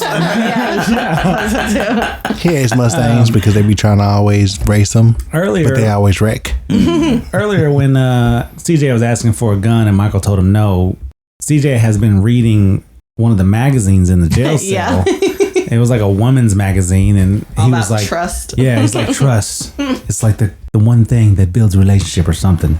But during this little fight, Michael does toss the shotgun to CJ, and he's able to use it to shoot a few zombies before they light him on fire. So the video that they seen about the whole shooting them in the head and then burning them after, these zombies are not getting shot in the head. They're just getting burnt. So that also kills them? Oh, so this maybe goes back to what? See, they maybe had explained it wrong in the beginning of the movie, and then now we're coming across like a cinema sin, as they call them, because the advice was to shoot them in the head and then burn them. Mm-hmm. It may be shoot them in the head or burn the body. Okay. I think not that both. If you're going to be burned, like they're still, even though they're zombies, they're still made of human flesh. You start burning off nerve endings, your brain can't operate, and you can't move an arm that doesn't have any nerve endings. Yeah. Okay. So the fire would just slowly melt through them and they would be nothing. But we go back to Andre and Luda, and it looks like that she has passed away. Mm-hmm. But Andre sees the baby moving with inside her. And Luda wakes back up zombified, trying to bite the shit out of him. So he tries to put this mouth guard on her so that she can't bite. And he's somehow able to coax her into pushing and trying to get the baby out. I took it that she's not pushing. I'm taking it that this baby's coming out on its own, like zombified. Because there's no way, like, if a zombie is not able to walk up some stairs or open a door, they're not going to be like, I need to push a baby out. Well, we do see Anna talking to the old lady, and Anna's like, I'm going to go check on Luda and him. And old lady insists that she goes. So she goes herself, and right outside the store that she knows Andre and Luda are in, she puts this cigarette out. I don't get why this scene was just like so important to where they like showed that she smoked this, which took a puff and then put it on the floor and stomped it out. Like, I don't get why it was just so, I don't know, a moment. Well, she goes in and she sees Andre holding a baby, and then she sees Luda zombified. So she takes her gun out and aims it at the baby, and Andre says, I mean, not baby, she aims it at Luda. Mm-hmm. And Andre says, you would take my family away from me? You take my family away from me? And the old lady's like, fuck yeah. And she shoots Luda right in the fucking eye, killing the zombie. At that point, he's broken with reality. He's not. Yeah, he ain't over. I mean, there's part of him that knows, but he's just denial. Yeah, it's one of those things. He probably would have had, if he had spent some time on his own before she ended up, kind of discovering what was going on, he possibly could have, came back to grips with reality. But in this moment, he's in a state of shock. And the only thing he wanted was to be a dad. That was what I was going to say. That was what's so important. He made that point earlier that's what he wanted. But I'm curious on what his plan was. Because, was he just going to keep Luda tied to the bed this whole entire time? How was he going to feed her? Was she, as a zombie, was she starved to death? Is he going to try to get the zombified Luda to breastfeed the baby? Like, what the hell was his plan? Is he still doing his marital duties? Sorry. Oh my goodness. I doubt that was even on his mind. Yeah, you gotta wait 6 to 8 weeks, even if she's a zombie. How long does it take for you to be like, it's time?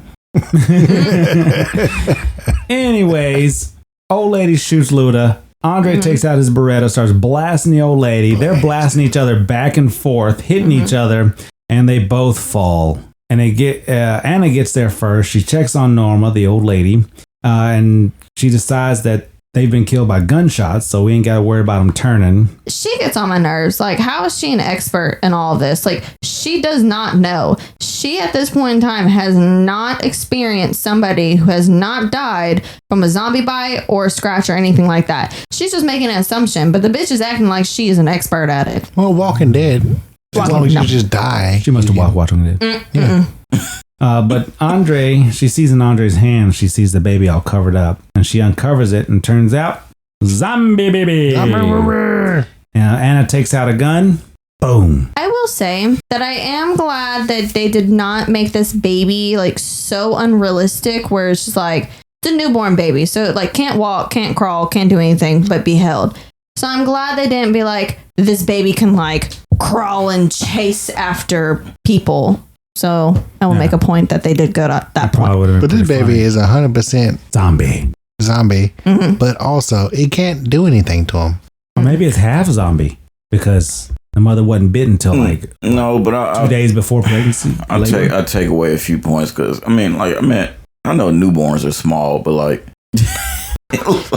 this thing wasn't even a threat. It looked like he's holding a foot long, a $5. Well, they're not $5 anymore, but a foot long from Subway. But then when they reveal the baby, then we get the kind of okay, this is realistic. But when he's just holding it and getting shot at and stuff, it's you're not holding a child. You're not holding. It seemed too small because I made a note. I was that bundle seems too small to be a baby. I was how far along was she? Right. So I've only seen 2 babies in zombie movies. It's this one, and then at 28 years later with Samson. Oh yeah, it was. Yeah. Thank you for that. I don't know. I don't know the baby rules, bro. Because the baby came out good. It wasn't infected. And 28 years later, so it's this one it did. Infected. Well, that one was born from an affected thing, of a zombie thing. Yeah. But this one was. Well, she was infected. That one, there's a difference between the rage virus and the zombie virus. So these people were actually dead. Those people are just mad. That baby was no threat. Didn't have sharp enough nails to scratch. They had no teeth. I take that back. The whole sharp nails. Babies have sharp nails. They scratch themselves. I mean, mercy kill, but it's not just about the danger. It's just it's not gonna actually. Yeah, you can't really do nothing with it. I mean, look There's nobody there to. Well, I mean, I guess if the store had the baby store, they'd be able to formula feed it. Oh, this is the thing that I was about to say. Is that okay? So the people without the legs or the baby or anything, why are they wasting bullets on these things? Oh, yeah. For real, like why don't they just get a sharp stick like Walking Dead? Got no I don't legs. understand He why climbing they on shit like Spider-Man. Well, I don't understand why they shot the baby. Yeah, they could have just poked it.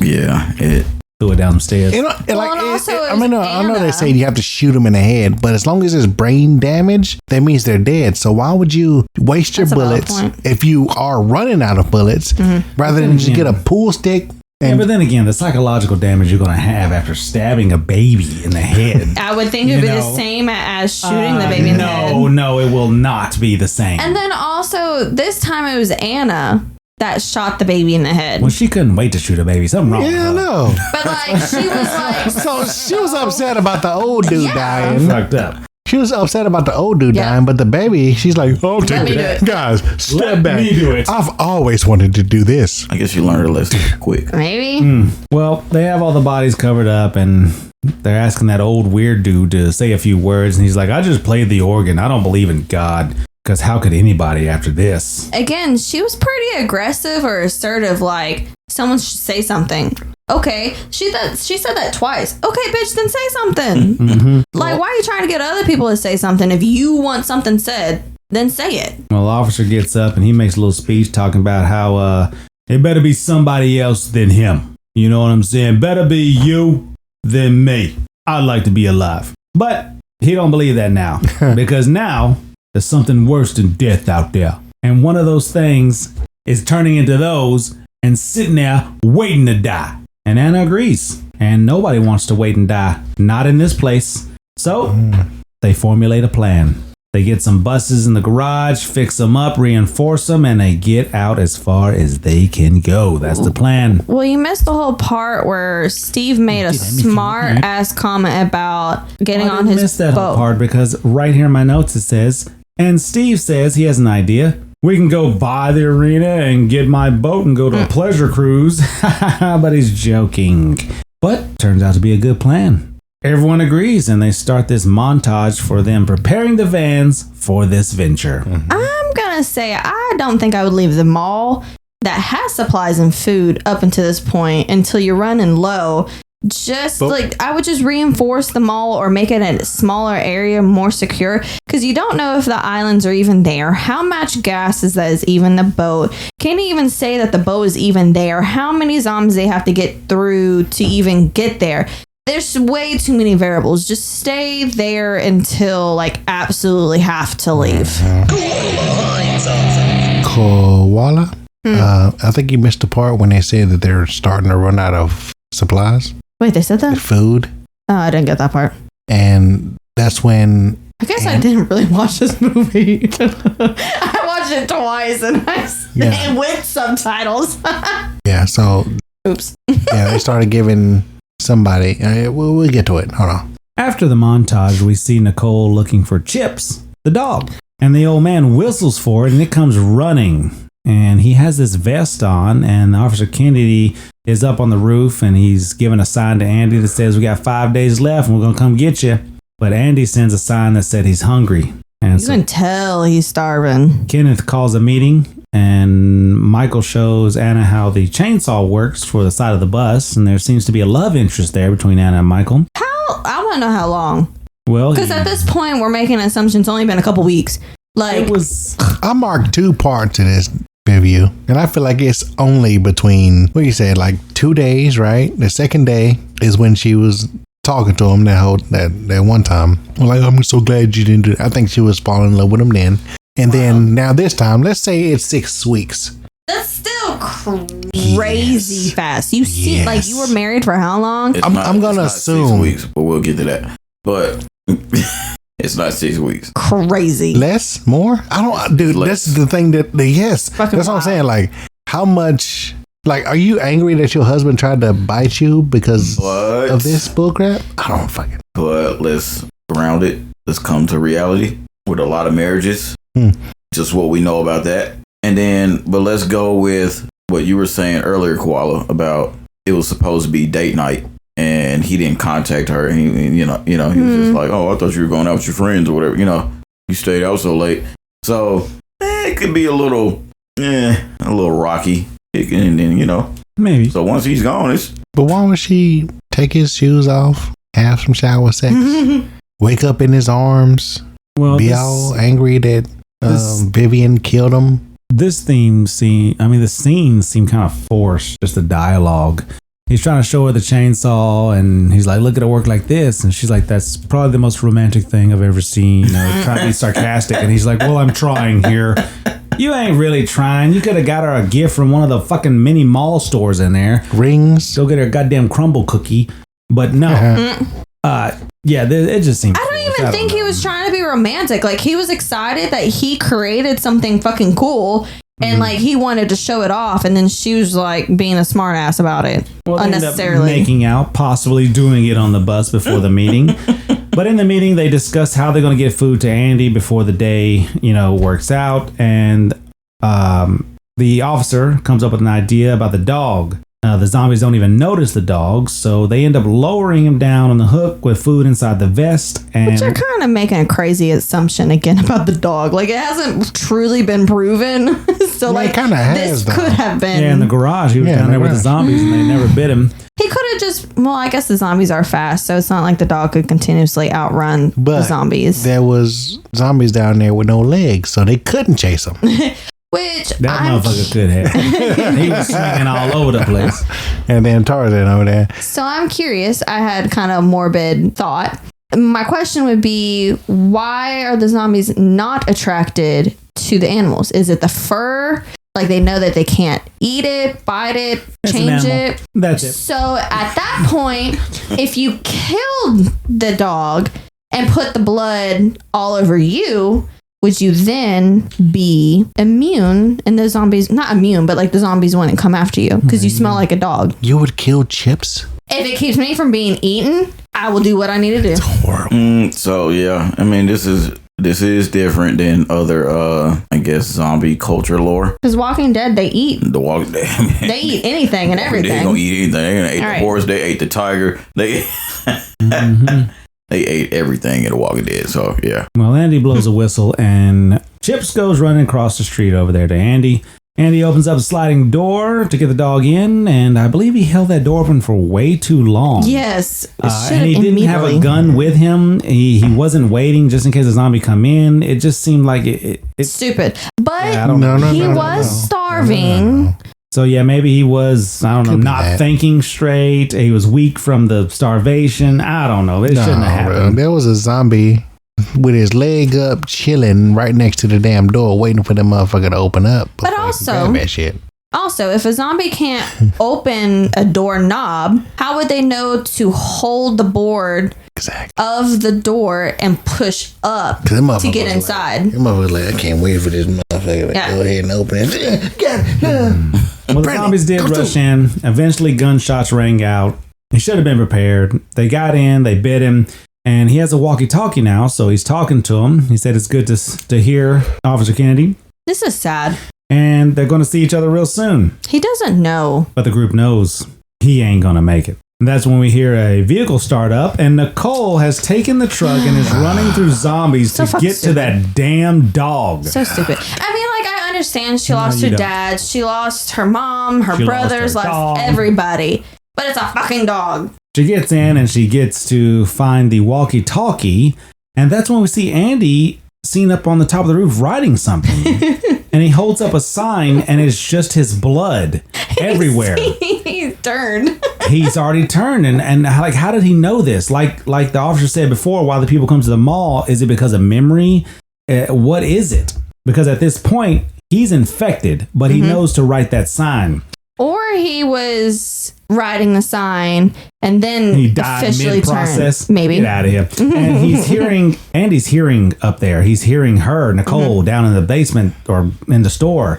And they tell her to hide. Well, okay. This scene pissed me off because Kenneth, the cop, was like, he had the right tone of voice. He kept telling Michael, tell her that he got bit, tell her to hide. And Michael's just like, honey, you got to listen to me. You need to hide. He stands Like, cool and no, collected. no. Tell this bitch in a very urgent voice, hey, he turned, he's coming down, hide. Like, Well, they create a Too plan long. to go through the sewers to Wait. get right in front of Andy's place. Wait, so I had to make mention of this because, what have you been doing, huh? Playing Resident Evil 9, they finally explored, hasn't been in any other Resident Evil game other than Resident Evil 4 and 5 and I guess 6 and whatnot later 7, on. 8, 9. So no, but no. So the original T-virus or whatever, it would just zombify the person or whatever. So here in Resident Evil 9, they added a thing where when you become a zombie, you still have memories or the habits of like who you were or what you used to do. So they have like made zombies in there and then like it can actually be like where you will kill a zombie in a room. And if you don't kill the maid zombie as well, the maid zombie will try to clean up the blood splatter What? of the other zombie or whatever that you killed or whatever. And it's just like different things from what you knew in life. They got a singer zombie. They got the special forces zombies that can actually still use firearms. Oh, damn. So they're still, they're not as smart as the infected in Resident Evil 4 and 5, but they still have memories of who they used to be, kinda. So yeah, that's interesting. I guess that's where they got that from. Was this right here where, if they're coming back to the mall and he's holding up that sign, then yeah, there's something of who he used to be and what he used to do, and he still has it. Well, they get in front of Andy's place through the sewers, and as soon as they get up through there, they're getting attacked. so to me at this scene, because you had to open the sewer cover, 3 people came out, and then the white guy, he looked kind of like a hillbilly-ish. When he pulled the sewer cover back, it seemed like it was a little loud, and that's what attracted them. But he had to push it open, so I would think that they would have been attracted to that noise first. Nope. They make it inside the gun shop. They end up finding Andy in there. And Officer Kennedy makes his way into the front of the crowd to see Andy. And he says, "I'm sorry, brother." And he shoots the top of Andy's head off. And I think this point is when Officer Kennedy got his closure for his brother being gone and having to put down his good friend he had made in Andy there. They need a plan to get out of here now. So they start loading up on weapons and whatever they can. And CJ has a plan to create a huge explosion and clear the way so that they can get to the sewers. So he goes up on the top. He grabs Andy's sniper rifle, lights this propane tank and throws it. It explodes, but it's kind of off screen. You don't get to see it for some reason. Maybe production budget or something. Constraints. Yep. Yeah. And so when he gets back downstairs, everyone's already in the sewer. And so he gets through and ends up seeing one guy is like, "Come on, let's go. We got to go down here." Do we know that guy's name, the hillbilly guy? Yeah, it's Tucker. So he ends up falling through the sewer and breaking his probably ankle. CJ ends up having to drag him. He gives Tucker 2 guns as he's dragging him to try to save him. I will say, I am highly impressed with the evolution of CJ as a character. Because at the very beginning, he was a complete and total asshole. Like, he seemed a little racist. He just like a prick the whole way. And then he seemed like he was more concerned about the mall and taking care of himself, yada, yada. But the fact that he's putting his life on the line to go over there, to get Nicole, to get the weapons, and then the fact that he's trying to save Tucker by dragging him. I will say he's the most improved character of the movie. Well, he's dragging Tucker, and Tucker's shooting zombies left and right, but they end up too many. The numbers game overwhelms them, and they end up grabbing Tucker, and Tucker's screaming, "Shoot me, shoot me." So CJ gives him a humane put down. They get back into the mall, but Steve was supposed to be there to open the door, and they can't get in. So they're banging on it. The zombies are approaching. They're about to be done for. But luckily, Anna opens the door. No, luckily, for some reason, the fucking zombies stopped at the bottom of the goddamn stairs and was like, and this is okay, the thing we've been wondering about. Like, can they do stairs? Up to you. Yeah, they can do stairs. Sidebar, this is like the most memorable part of the movie that when I think of Dawn of the Dead, I think of this part of the movie for some reason. It's just always that stairwell. When the zombies just stop and look at the fucking people. Not just stopping it, but they just the stairwell and then, the rooftop. Well, that's what I think about when they couldn't get in. Dawn of the Dead. They couldn't close the door and they have to run. So they all run to the elevators. I would have grabbed some grenades and then at Andy's shop, and I probably would have thrown that in the stairwell just to, I don't know, get some space. And then also I would have shot the lock on the stairwell door instead of just banging on it. They had... You had grenades there? When the last time you seen grenades? Yeah. What are you talking about? Yeah, that's not standard. Auto.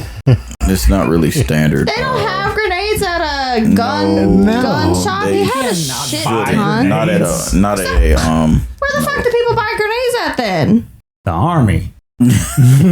Army, Navy. They don't want people to blow everybody up. Typical people can't just go to the store. No. Oh, okay. You Well, can then make a pipe bomb, but ain't no way you just go to Walmart and buy a grenade. That's not Walmart. That is Andy's gun shop. He has a shit ton of weapons. I know Walmart has something called thermite, and thermite can explode, but you have to do some shit. Now, if they did have something at a gun shop, it wouldn't be anything that's actually like a real operative grenade. It would be more like something that. Okay, then I guess maybe just hindsight's invalid. Jeez. That's because I was like, why didn't they just grab something that fucking blow them up? Living in Lambo land. What are you need credentials and stuff for that? Grizz? Yeah. You need to be the goddamn Marines. Yeah, you gotta be like SEALs, or you gotta be like part of Secret Service. Yeah, I gotta. What's gonna happen is I have to be deployed in Afghanistan. I have to steal it in Afghanistan.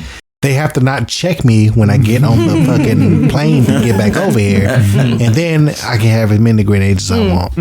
Okay. Well, everyone gets into the vans and they head out. They seem to be very effective until the crowd becomes too much.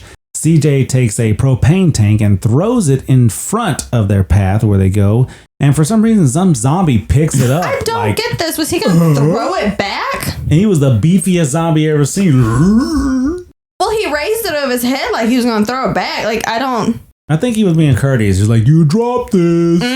And CJ shoots it with a shotgun, causing this huge explosion that we finally get to see on screen. This is the third or fourth one we see.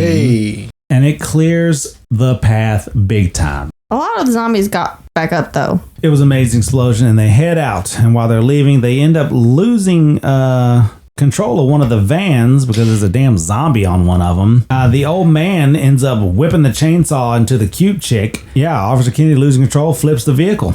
So CJ sees it, and he's like, hey, wait, we gotta stop. We gotta go back. I want to know what caused the flip. Because I know they're speeding around corners, they're hitting things, and I know the sergeant was concerned about the zombie, but what caused the flip of the van?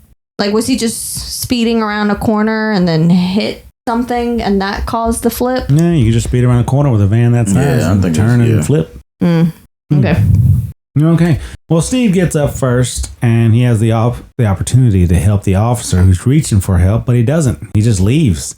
And he is attacked immediately when he gets outside, and not even trying to defend himself. He's just arms wide open. I don't understand why he just, immediately left. Well, Anna's the first one to the scene, and the officer and the kid are getting out, and he says, no, Anna, you don't want to go in there. Everyone else is dead. So they start making their way back, but that's when they approach old Steve, who has been zombified.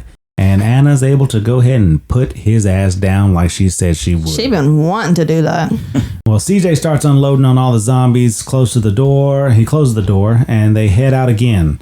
And they're making their way to the marina. Well, hold on, pause. The boatyard. So Anna did make a smart move, because after she shot Steve zombie, they started running, but then she went right back to Steve and grabbed the marina keys and then ran back to the van. And I think that's why he left, is because he's like, I'm the main person that can drive this boat.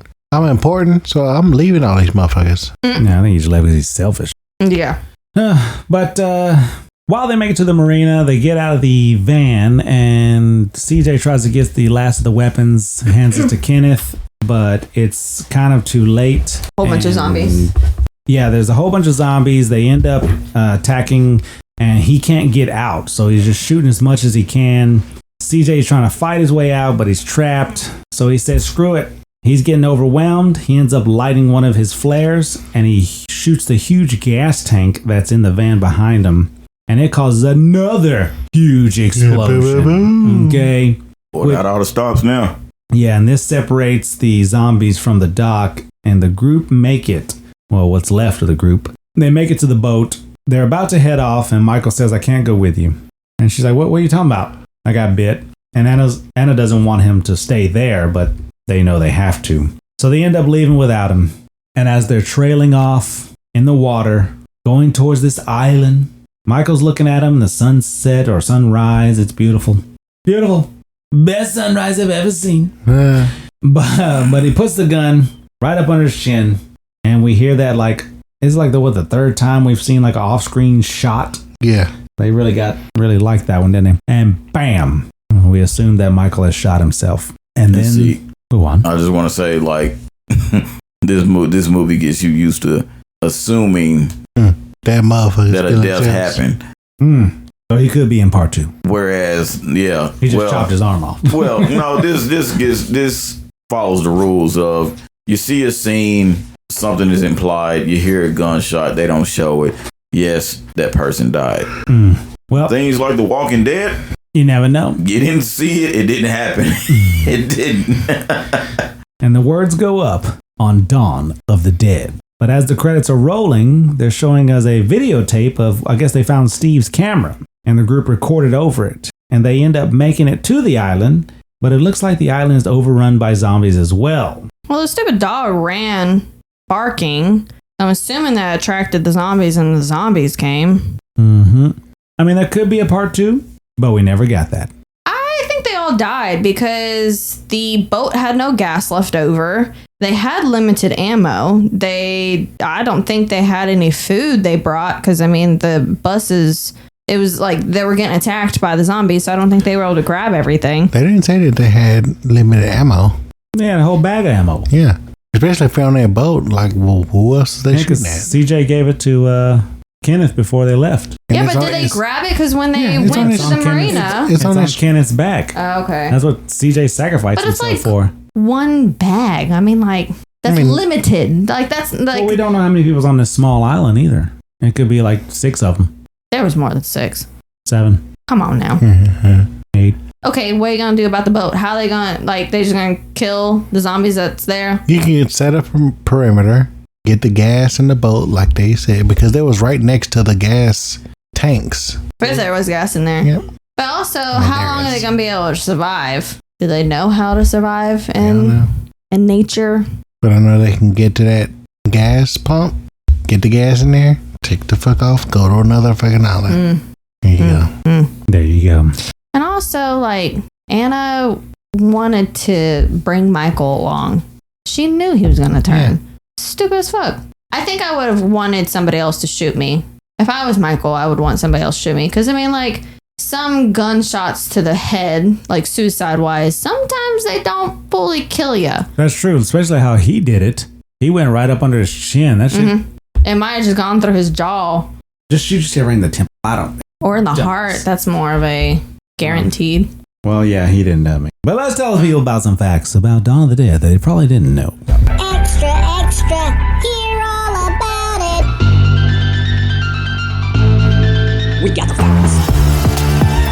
All right, guys, I'm going to start this off with the James Gunn connection. Before he directed Guardians of the Galaxy, James Gunn wrote the screenplay for this film. Grizz? All right, so for the scene where Anna stitches Kenneth's wounds, the director hired a real nurse to do a close-up, but misunderstood the director's directions to go deeper and inadvertently punctured Ving Rhames' arm. So he was actually getting stitched as it was happening in the movie. That's wild. And so he didn't even flinch, didn't move, and then was like, yeah, you actually stitched the prosthetic to my skin. I need you to take it out. You bitch. You bitch. Yeah. Atlas. Piggybacking off of Panda, the writer, James Gunn, claims he received a massive amount of fan backlash, even death threats. That's ridiculous. Dang. When he was assigned to the film. Most of the hate messages claim the hack who wrote Scooby-Doo movies shouldn't be in charge of Dawn of the Dead. But this was first, right? No, this is a remake. No, like this was before the Scooby-Doo. No. Koala. The two zombies with missing limbs, the jogger missing an arm, and the legless zombie in the parking garage were both played by actual amputees. The same thing was done for one of the first zombies seen in the original Dawn of the Dead 1978. Panda? 3 actors from the original 1978 film make cameo appearances. Ken Foree, the televangelist, Scott H. Reniger, the general, and Tom Savini, the sheriff. Grizz?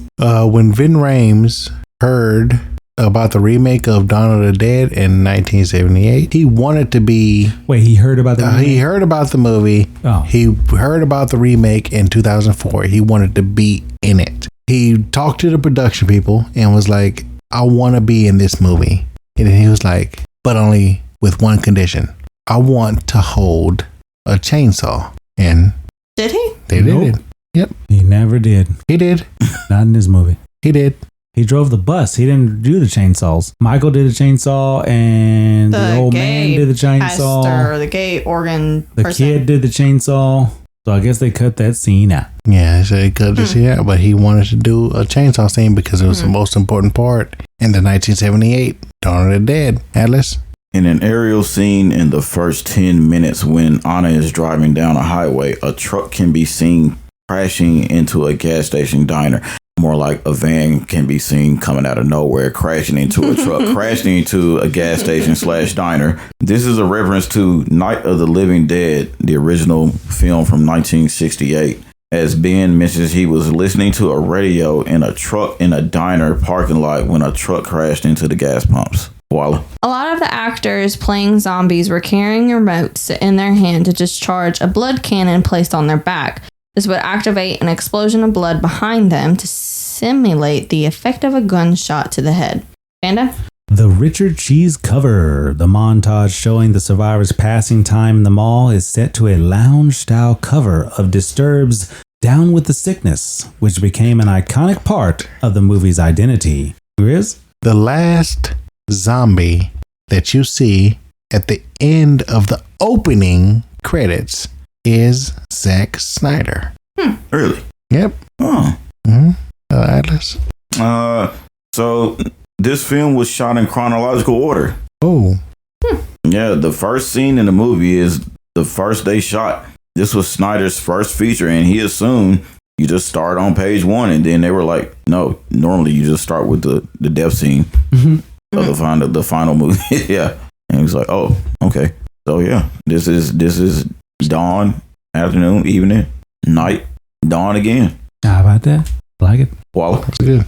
Some of the camera crew would wear plastic sheeting during the filming of some of the gorier scenes due to the amount of fake blood flying around. Panda? Real Mall. The movie was filmed at the Thornhill Square Mall in Ontario, Canada, which was slated for demolition at the time. Grizz? The word zombie is never used in the film. However, the unrated special edition DVD contains the word of the back cover text describing the plot line. So they never describe these zombies as zombies, but as infected. Yep, Atlas. All right, so Universal Studios significantly slashed the film's budget after the failure of the House of the Dead film in 2003, fearing there was no public appetite for zombie movies anymore. With an opening weekend take of $26.7 million, Dawn of the Dead almost matched its $28 million budget in its first 3 days of release. It was a hit. Voila. Different colors of blood were used for zombies in different stages of decomposition. Red for the recently dead, a browner version for the ones that had been dead for a few weeks, and a blacker, oiler version for the ones that had been dead for a considerable period of time, which I didn't even notice. Hannah? The dog in the movie, Chips, was a real hero on set. Despite the chaotic nature of the zombie actors, the dog was famously unfazed by the makeup and prosthetics during filming. Grizz? How many gallons of blood, fake blood, do you think they used in this movie? No, 50. Tell us. 300. Alice says 300. Koala? 150. 150. 50. They used 1,200 gallons Good Lord. to make the fake blood for this production, especially for the chainsaw scenes and the propane explosion scenes. Dang. Every time they filmed these scenes, they used fake blood, 1,200 gallons. Wait a minute. I feel like it wasn't a whole lot of blood in the propane explosion scenes, though. Yeah, whenever they're Maybe supposed on to the fall, they use the propane like explosion thing, and then boom. There'll be blood. Yeah, there will be blood. Yep, Atlas. There will be blood. Hey, there you go. According to the Lost Tape, which is an bonus feature on the Director's Cut DVD, this is Andy's personal video diary. The main characters arrive at the, and we talked about this a lot, like what the actual timeline is. So apparently the main characters arrive at the mall early in the movie on May the 9th. So the movie opens a day earlier on May 8th, where Anna is going through the, whatever. Andy mentions that attacks on citizens by the undead had already started on the 7th. Andy makes his last entry just before he turns into one of the undead on June 6th. And the movie ends on that same day. And so that doesn't include the footage at the end credits or whatever. So this places the events of Dawn of the Dead in a space of just 29 days. That's wild. And all the action in between the credits begins and ends at dawn. Yeah, how about that? Koala? I'm just flabbergasted that she just like within 28 days. What you see with the whole love triangle. Well, it's not a triangle anymore. It's a zombie apocalypse. A love. You might see a triangle. Cute angle. Because he's still out there somewhere. So Zack Snyder said that the reason his zombies run at full speed is because he wanted to avoid the inherent comic impression given by slow shuffling undead. The same technique was used to show the infected in 28 Days Later, the 2002 version, which was a direct inspiration for this film. You know what I didn't realize is that 28 Days Later came out before this. For some reason, I got 28 Days Later placed in my head as like 2008. Maybe that's 28 weeks. Yeah, I think it's 28 weeks. So I think 28 Days Later is like 2001. But I always thought this movie 2002. was like 2000, close, right? All right. Came out like kind of like in the 90s or like 2000, 2001 or something like that. And then 28 Days Later came before this. I always thought that 28 Days Later had the first fast zombies. But they weren't zombies. It was a rage virus. Whatever. And like I said earlier, they didn't think that this was zombies. This was one word and one... But it's zombies. Special edition.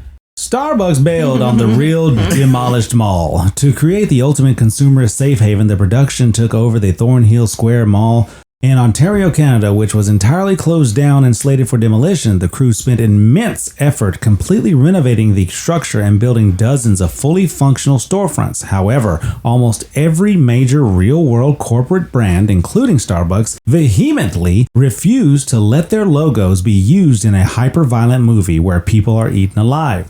As a result, set designers had to rapidly invent an entire mall's worth of fictitious brands just to dress the set before cameras rolled. Chris? One of the most disturbing scenes in this movie was almost cut. Zombie baby birth scene was nearly cut by the studio, but Snyder vehemently fought to try to get this in the movie because he thought it was a really important scene for Andre to keep living. Atlas? So we talk about alternate versions of this film. The print used on MTV and AMC had a truncated ending which changes the entire outcome of the film as presented in its theatrical version. This print ends with the fade to black and the gunshot at the boat dock just before the end credits start. The rest of the theatrical ending, which details the final fate of the mall survivors, is removed. The end result is the ending it's a happy ending pretty much. That you think that they made it. You don't see all of that footage from what was the guy's name? Steve? Steve's camera. Koala. Tom Savini, who played the leader of the motorcycle gang in the original Dawn of the Dead 1978, has a cameo here as the county sheriff being interviewed shortly after the security guards get Anna and her group refuged upstairs in the mall. Panda? Real blood in the title sequence. Title designer Kyle Cooper wanted the opening and closing credits sequences to feel genuinely terrifying and deeply unsettling. Rather than relying on standard Hollywood stage makeup or digital coloring, real human and animal blood was acquired and used between panes of glass to create the dark separation-style visual effects that play under Johnny Cash's The Man Comes Around. Grizz? Expanding on what Koala said, there's another celebrity zombie who was a makeup artist. Her name was Rosie O'Donnell. Burt Her Reynolds. name was Heather Jay Leno. Logenkamp, who played Nancy in A Nightmare Before Elm Street. She was a zombie, made a cameo in this movie. Well, you said she wasn't a zombie because there weren't no zombies, is what you said. She was infected in this movie. Atlas? The theatrical R-rated cut of the film is 100 minutes long. However, an unrated director's cut has been released on home video. What is it with Zack Snyder in? The Snyder The Cut. Snyder Cut has always existed, hasn't it? Yep. Did he start it? No, I think he just wanted a second chance because he was like, it wasn't good enough. The Snyder Cut has always been a thing, seems like this. Wow. So it was released on home video alongside the R-rated theatrical print, timed at 110 minutes, and contains more character development. Hey, all right in my book. I love character development. We don't get no character development. The doggone movie, the TV show, the whatever ain't good. Quick rant. Sorry. And so, character development and gore. Some releases added digital blood to cover up that random naked lady exiting the bus. Koala. At 1 hour and 24 minutes, someone after a test screening questioned Snyder as to why and how the zombies paused at the bottom of the stairs, and it put him on the spot when they asked if the zombies could even do that. He replied, in real life, no, but in film, where you dramatize. Panda. What a loser. Test audience backlash forced a new ending. The version of the movie you see today ends on a grim but frantic note with found footage style clips during the credits. This wasn't the original plan. Originally, the movie had a very abrupt, sudden ending, like Atlas said, when the survivors boarded the boat. However, test screening audiences absolutely hated the abrupt cutoff and demanded to know what happened. Zack Snyder had to pull the production back together to shoot extra footage at Universal Studios Hollywood, creating the chaotic island invasion credits scene. Screenwriter James Gunn later confirmed the dark truth of that new ending.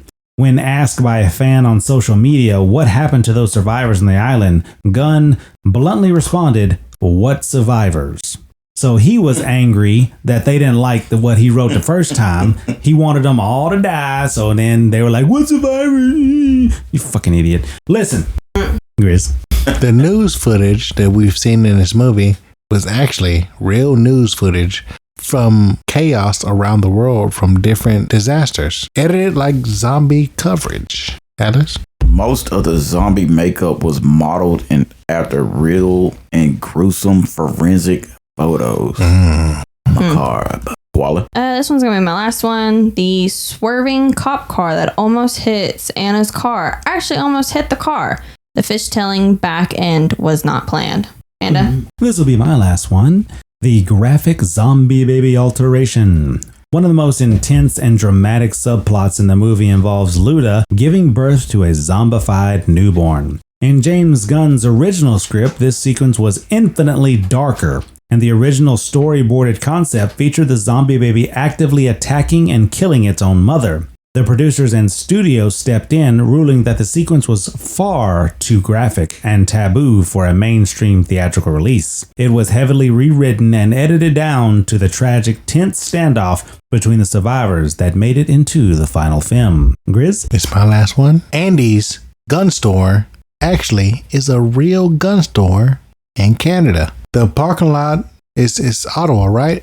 The parking lot was a real store called Andy's Sporting Goods, not Andy's Gun Shop. Nice. Yeah, it's nice. I love gun shops. And he had a lot of guns. Guns. Lots of guns. So, what was scraping my brain during the whole time watching this was how similar it was to Dead Rising. He's referring to the zombie game where he's in the mall. Yes, the Capcom's game Dead Rising from 2006. So, due to the fact that the game takes almost entirely in a shopping mall, there is a warning on the front box cover of the game that states this game was not developed, approved, or licensed by the owners or creators of George A. Romero's Dawn of the Dead. But it says 1978. But it's kind of, I mean, for this to, this was 2004? 2004, yeah. And then, I mean, it takes a while, especially back then, it takes a while to develop a game. No, this game was like in 2010, the main character, right? Frank West, he is the spitting image of Steve in the movie. The freaking mutton chops and all. This game came out in like 2008, 2010. No, 06. 2006, yeah. So just 2 years after the movie. So it's kind of like maybe y'all could already been working on it in maybe 03. Yeah.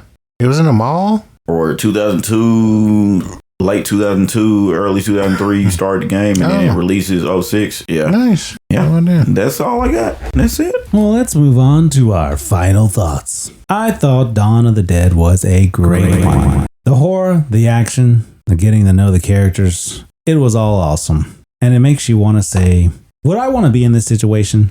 I've wanted to be in this situation until movies like Dawn of the Dead, whenever I discovered that zombies could sprint. So I was done with the zombies after that and didn't want nothing to do with them in the real world. But this movie gave us a clear depiction of what it would be like. And it was the first movie that I thought was really good with the fast moving zombies, as opposed to Night of the Living Dead, The Walking Dead, zombies going slow, shouting brains, brains, and walking like a mummy. So this put horror back into the zombie franchise, I believe, for me. And I love the characters. I love them all. I love getting to know them. Everybody's so different. Everybody had different motivations. It was a who was of different characters and they all had their backgrounds. So that was awesome. And they're all trying to get together to survive this crazy world. So I would say that Dawn of the Dead is a great one. Koala, if a little neighbor girl bitch somehow bit your husband in the neck, would you tell her, no, bad girl? Or would you say that Dawn of the Dead is a good one? I feel like Anna had a good response with pushing her and locking the door, closing the door, locking the door, and trying to save her husband. I feel like that was a good, valid decision, but she did. But I did think Dawn of the Dead was an okay one. I did enjoy the change up of how the zombies acted with their running instead of the typical running slow.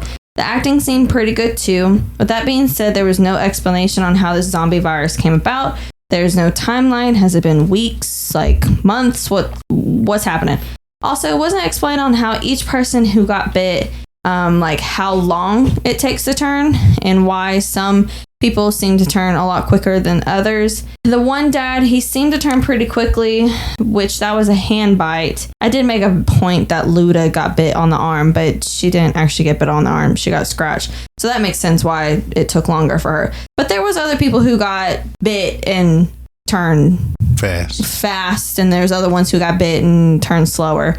It just seemed a little bit inconsistent, or at least the story-wise was not fully thought out. It just seemed like the story itself had some holes that just needed to have a bit more to be complete to be a better one. If that was the case, then I would have said that it was a good one. Wow. Grizz, if your brother was at Fort Pasture and you had to cross a sea of zombies to get him, would you let somebody call you Shaq in a shopping mall? Or would you say that Dawn of the Dead was a good one? So are you my brother, or is my brother my brother? Is there different answers to that? Yes. Very different answers. Very different. I ain't gonna lie to you. This is the story of a girl who cried a river and drowned the whole world.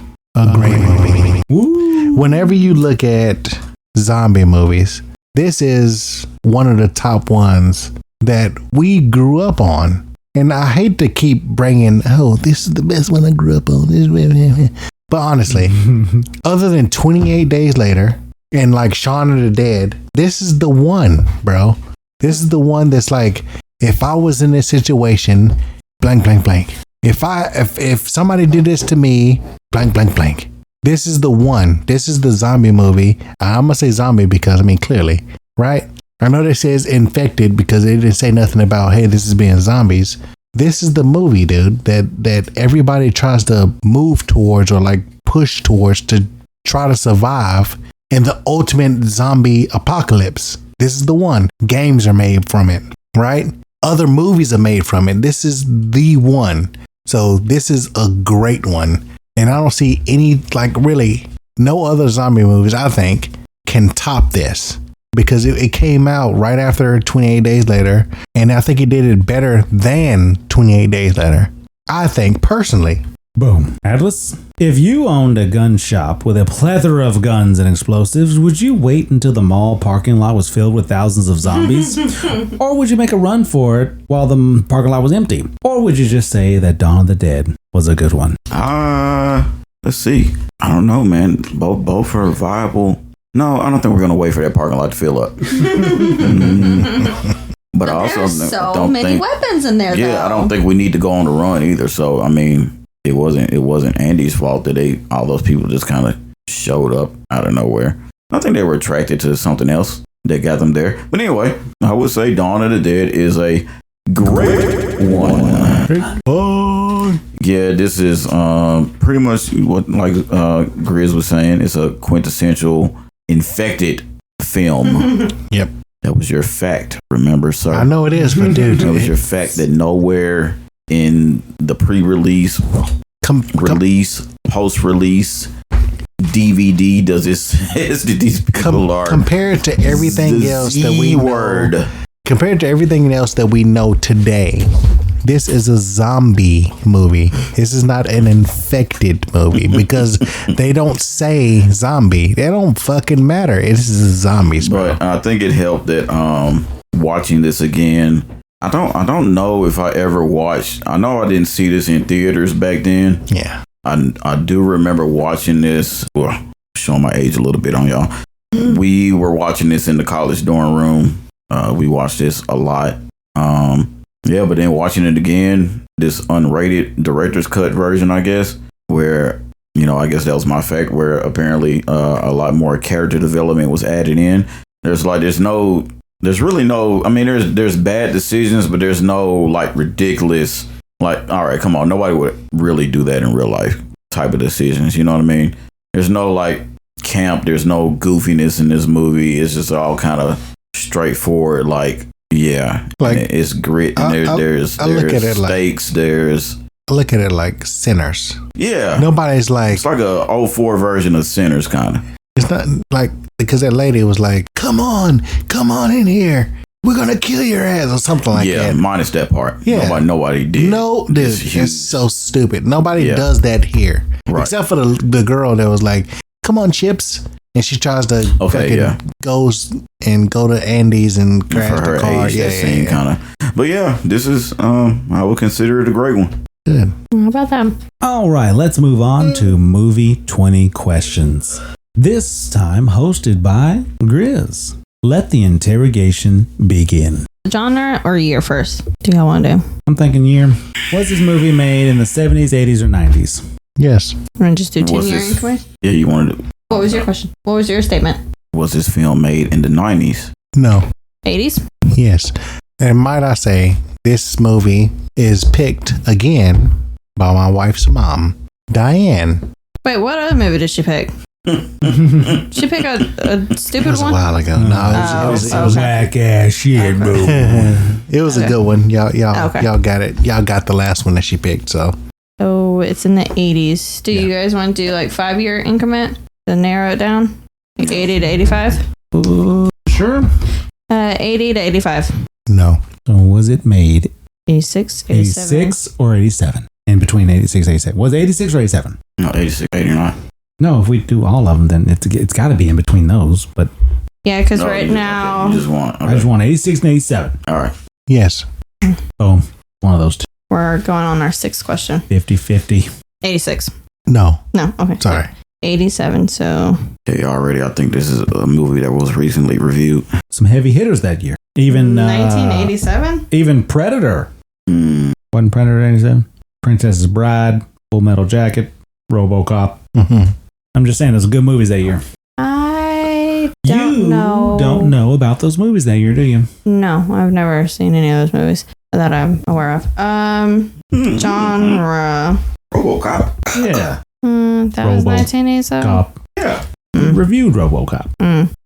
Genre. Older lady. Yeah, let's do genre. I don't know what her likes are. With it being a lady, maybe a romance. I don't know, man.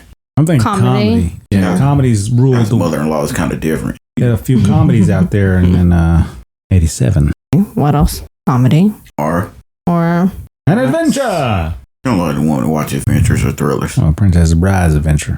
Comedy, horror, romance. Hate us. Yes. There it is. Comedy. Ask if it has Bill Murray, Eddie Murphy. Let's get a couple more. Okay. Bill Murray, and then who? Eddie Murphy. What was the other genres? Comedy, horror, romance. Okay. It'll be one of those other two. So get two romance people and two horror people. Total of 6. Total of 6. I think that'll get us pretty far. Get it closer to the deal here. We got what? Eddie Murphy. Eddie Murphy and Bill Murray, because he was in Platoons, and Eddie Murphy was in horror is next. Horror and romance. 1987, right? Yeah. The Lost Boys. Who was in The Lost Boys? Kiefer Sutherland. Sutherland. I want to do one more since there's 3. Bruce Campbell. Campbell, nice. What was he in? Dead. Yo, that's one of Koala's favorites. Ugh, their movie. Bill Murray, Eddie Murphy, Kiefer Sutherland, Bruce Campbell. No. I think we need to solidify the genre. Is this a horror movie? No. Comedy or romance? Going on the 10th question. Is this a comedy? Yes. Would planes, trains, and automobiles be considered? It is like the comedy. Yeah, quit playing. Steve Martin, then we can do that. I don't know. I feel like that might have been like, I don't know. More Okay, do Steve Martin and do John Lithgow. John Lithgow? Yeah. Hey, Harry and the Hendersons. We just watched that. We did say Bill Murray. Ooh, Jack Nicholson's pretty big back then. What was he in? The Witches of Eastwick. That was a terrible movie. What about Rick Moranis? Rick Moranis? Mm-hmm. Baseball. Okay. Steve Martin, John Lithgow, Jack Nicholson, Rick Moranis. No. You know, Rick Moranis. Honey, I Shrunk the Kids. Going on the 12th question. Let's do Nicolas Cage. Wait, what was he in? Raising Arizona. And let's do Bruce Willis was big back then too. Bruce Willis. He was in a Blind Date. Dan Aykroyd. Dan Aykroyd. And Dan. Was that Dragnet? Was that any good? I don't think so. Ooh, Patrick Dempsey. Thought he would be older or not. Let's do Andrew McCarthy as well. He was in a pretty popular one. What was yours, E? No, I'm gonna save it. Okay. Okay. Nicolas Cage, Bruce Willis, Dan Aykroyd, Patrick Dempsey, Andrew. What was the last name for Andrew? McCarthy. There you go, McCarthy. No. That knocks out Mannequin. I thought it was gonna be Mannequin. What about Lethal Weapon? Isn't that? Yeah, 1987. That's Is that a Danny Glover and comedy? Mel Gibson. Action comedy. What about Tom Selleck? Tom Selleck was on Friends for a long time. So you said Mel Gibson. Huh? He was? Yeah. Selleck. Who is he? Monica's previous boyfriend. The mustache. Oh, the older dude? Yeah. Ted Danson. Where did Steve Martin? Yep. With Roxanne. Yep. What about Danny DeVito? And Dennison. Or even Elizabeth Shue? Hold on. You're doing way too much. Elizabeth That was the year of Adventures in Babysitting. Shue. I feel like we're walking down the wrong path. What was the one that you said before Elizabeth Shue? Danny DeVito. He was in Throw Mama from the Train. Mel Gibson, Tom Selleck, Ted Dennison, And Carl Elizabeth Shue, Danny DeVito, and Carl Elwes. Elwes. Carl Elwes. No. Yeah, This is a comedy in 1987. Yes. Good Lord. So that knocks out Dragnet, Princess's Bride, 3 Men and a Baby.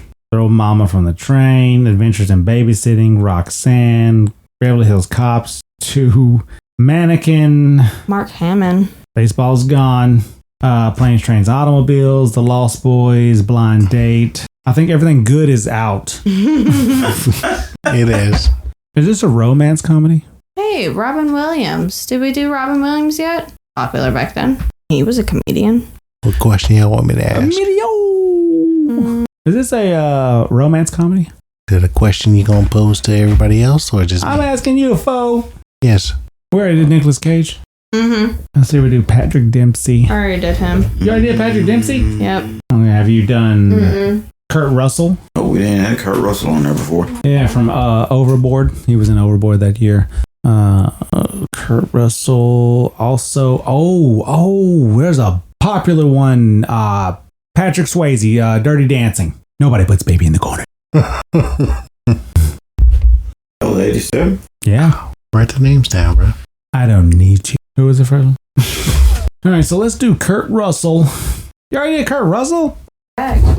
Looking back. Either you don't know how to spell or you don't know how to write. You know, Kurt Russell. Okay. Oh, I guess we didn't do that. Oh, I guess you didn't, huh? It was the name? Kurt Russell. You were so sure, weren't you? Yeah, she was. And Patrick Swayze. Patrick Swayze. That's a good Swayze one. with an S. Mark Hamill, Robin Williams, Kurt Russell, Patrick Swayze. Yes. On the 16th question. So it's 4 names. Okay. You want to do 2? Get down the actor and then we can pick the movie. Or we just go ahead and eliminate some movies here. So Kurt Russell's in Overboard. Who was the other actors you had on there? Mark Hamill, Robin Williams, Kurt Russell, Patrick Swayze. Robin Williams, what the hell's he in? Comedy. Whatever comedy He was in a comedy, huh? Yep. Was it in 1987? Probably Patch Adams or something like that. Thanks for giving us a name. I don't remember. It was like the 90s and 2000s. Late 90s, 2000s. Came up in the movie, right? Probably either Kurt Russell or Patrick Swayze, because I believe the other 2 are before I remembered the whole comedy part. Comedy romance. Just ask if it's Patrick Swayze. Is it Patrick Swayze? No. Shouldn't have asked if it's Patrick Swayze. That's probably Kurt Russell. What you got, E? Him just got to jump. What you got, B? Which one was Kurt Russell in? What about Goldie Hawn? Well, that would be Kurt Russell. Does this movie have Goldie Hawn in it? Yes. What question we at? 17, going on 18. Does this movie have to do with a guy falling overboard and getting amnesia? Yes. Is this movie Overboard? Yay! Congratulations, guys. We're getting good at this. We are getting good. Yep, it is a cruel heiress that mocks and cheats and hires a carpenter. But when she develops amnesia after an accident, he decides, what does it say? He? What the fuck?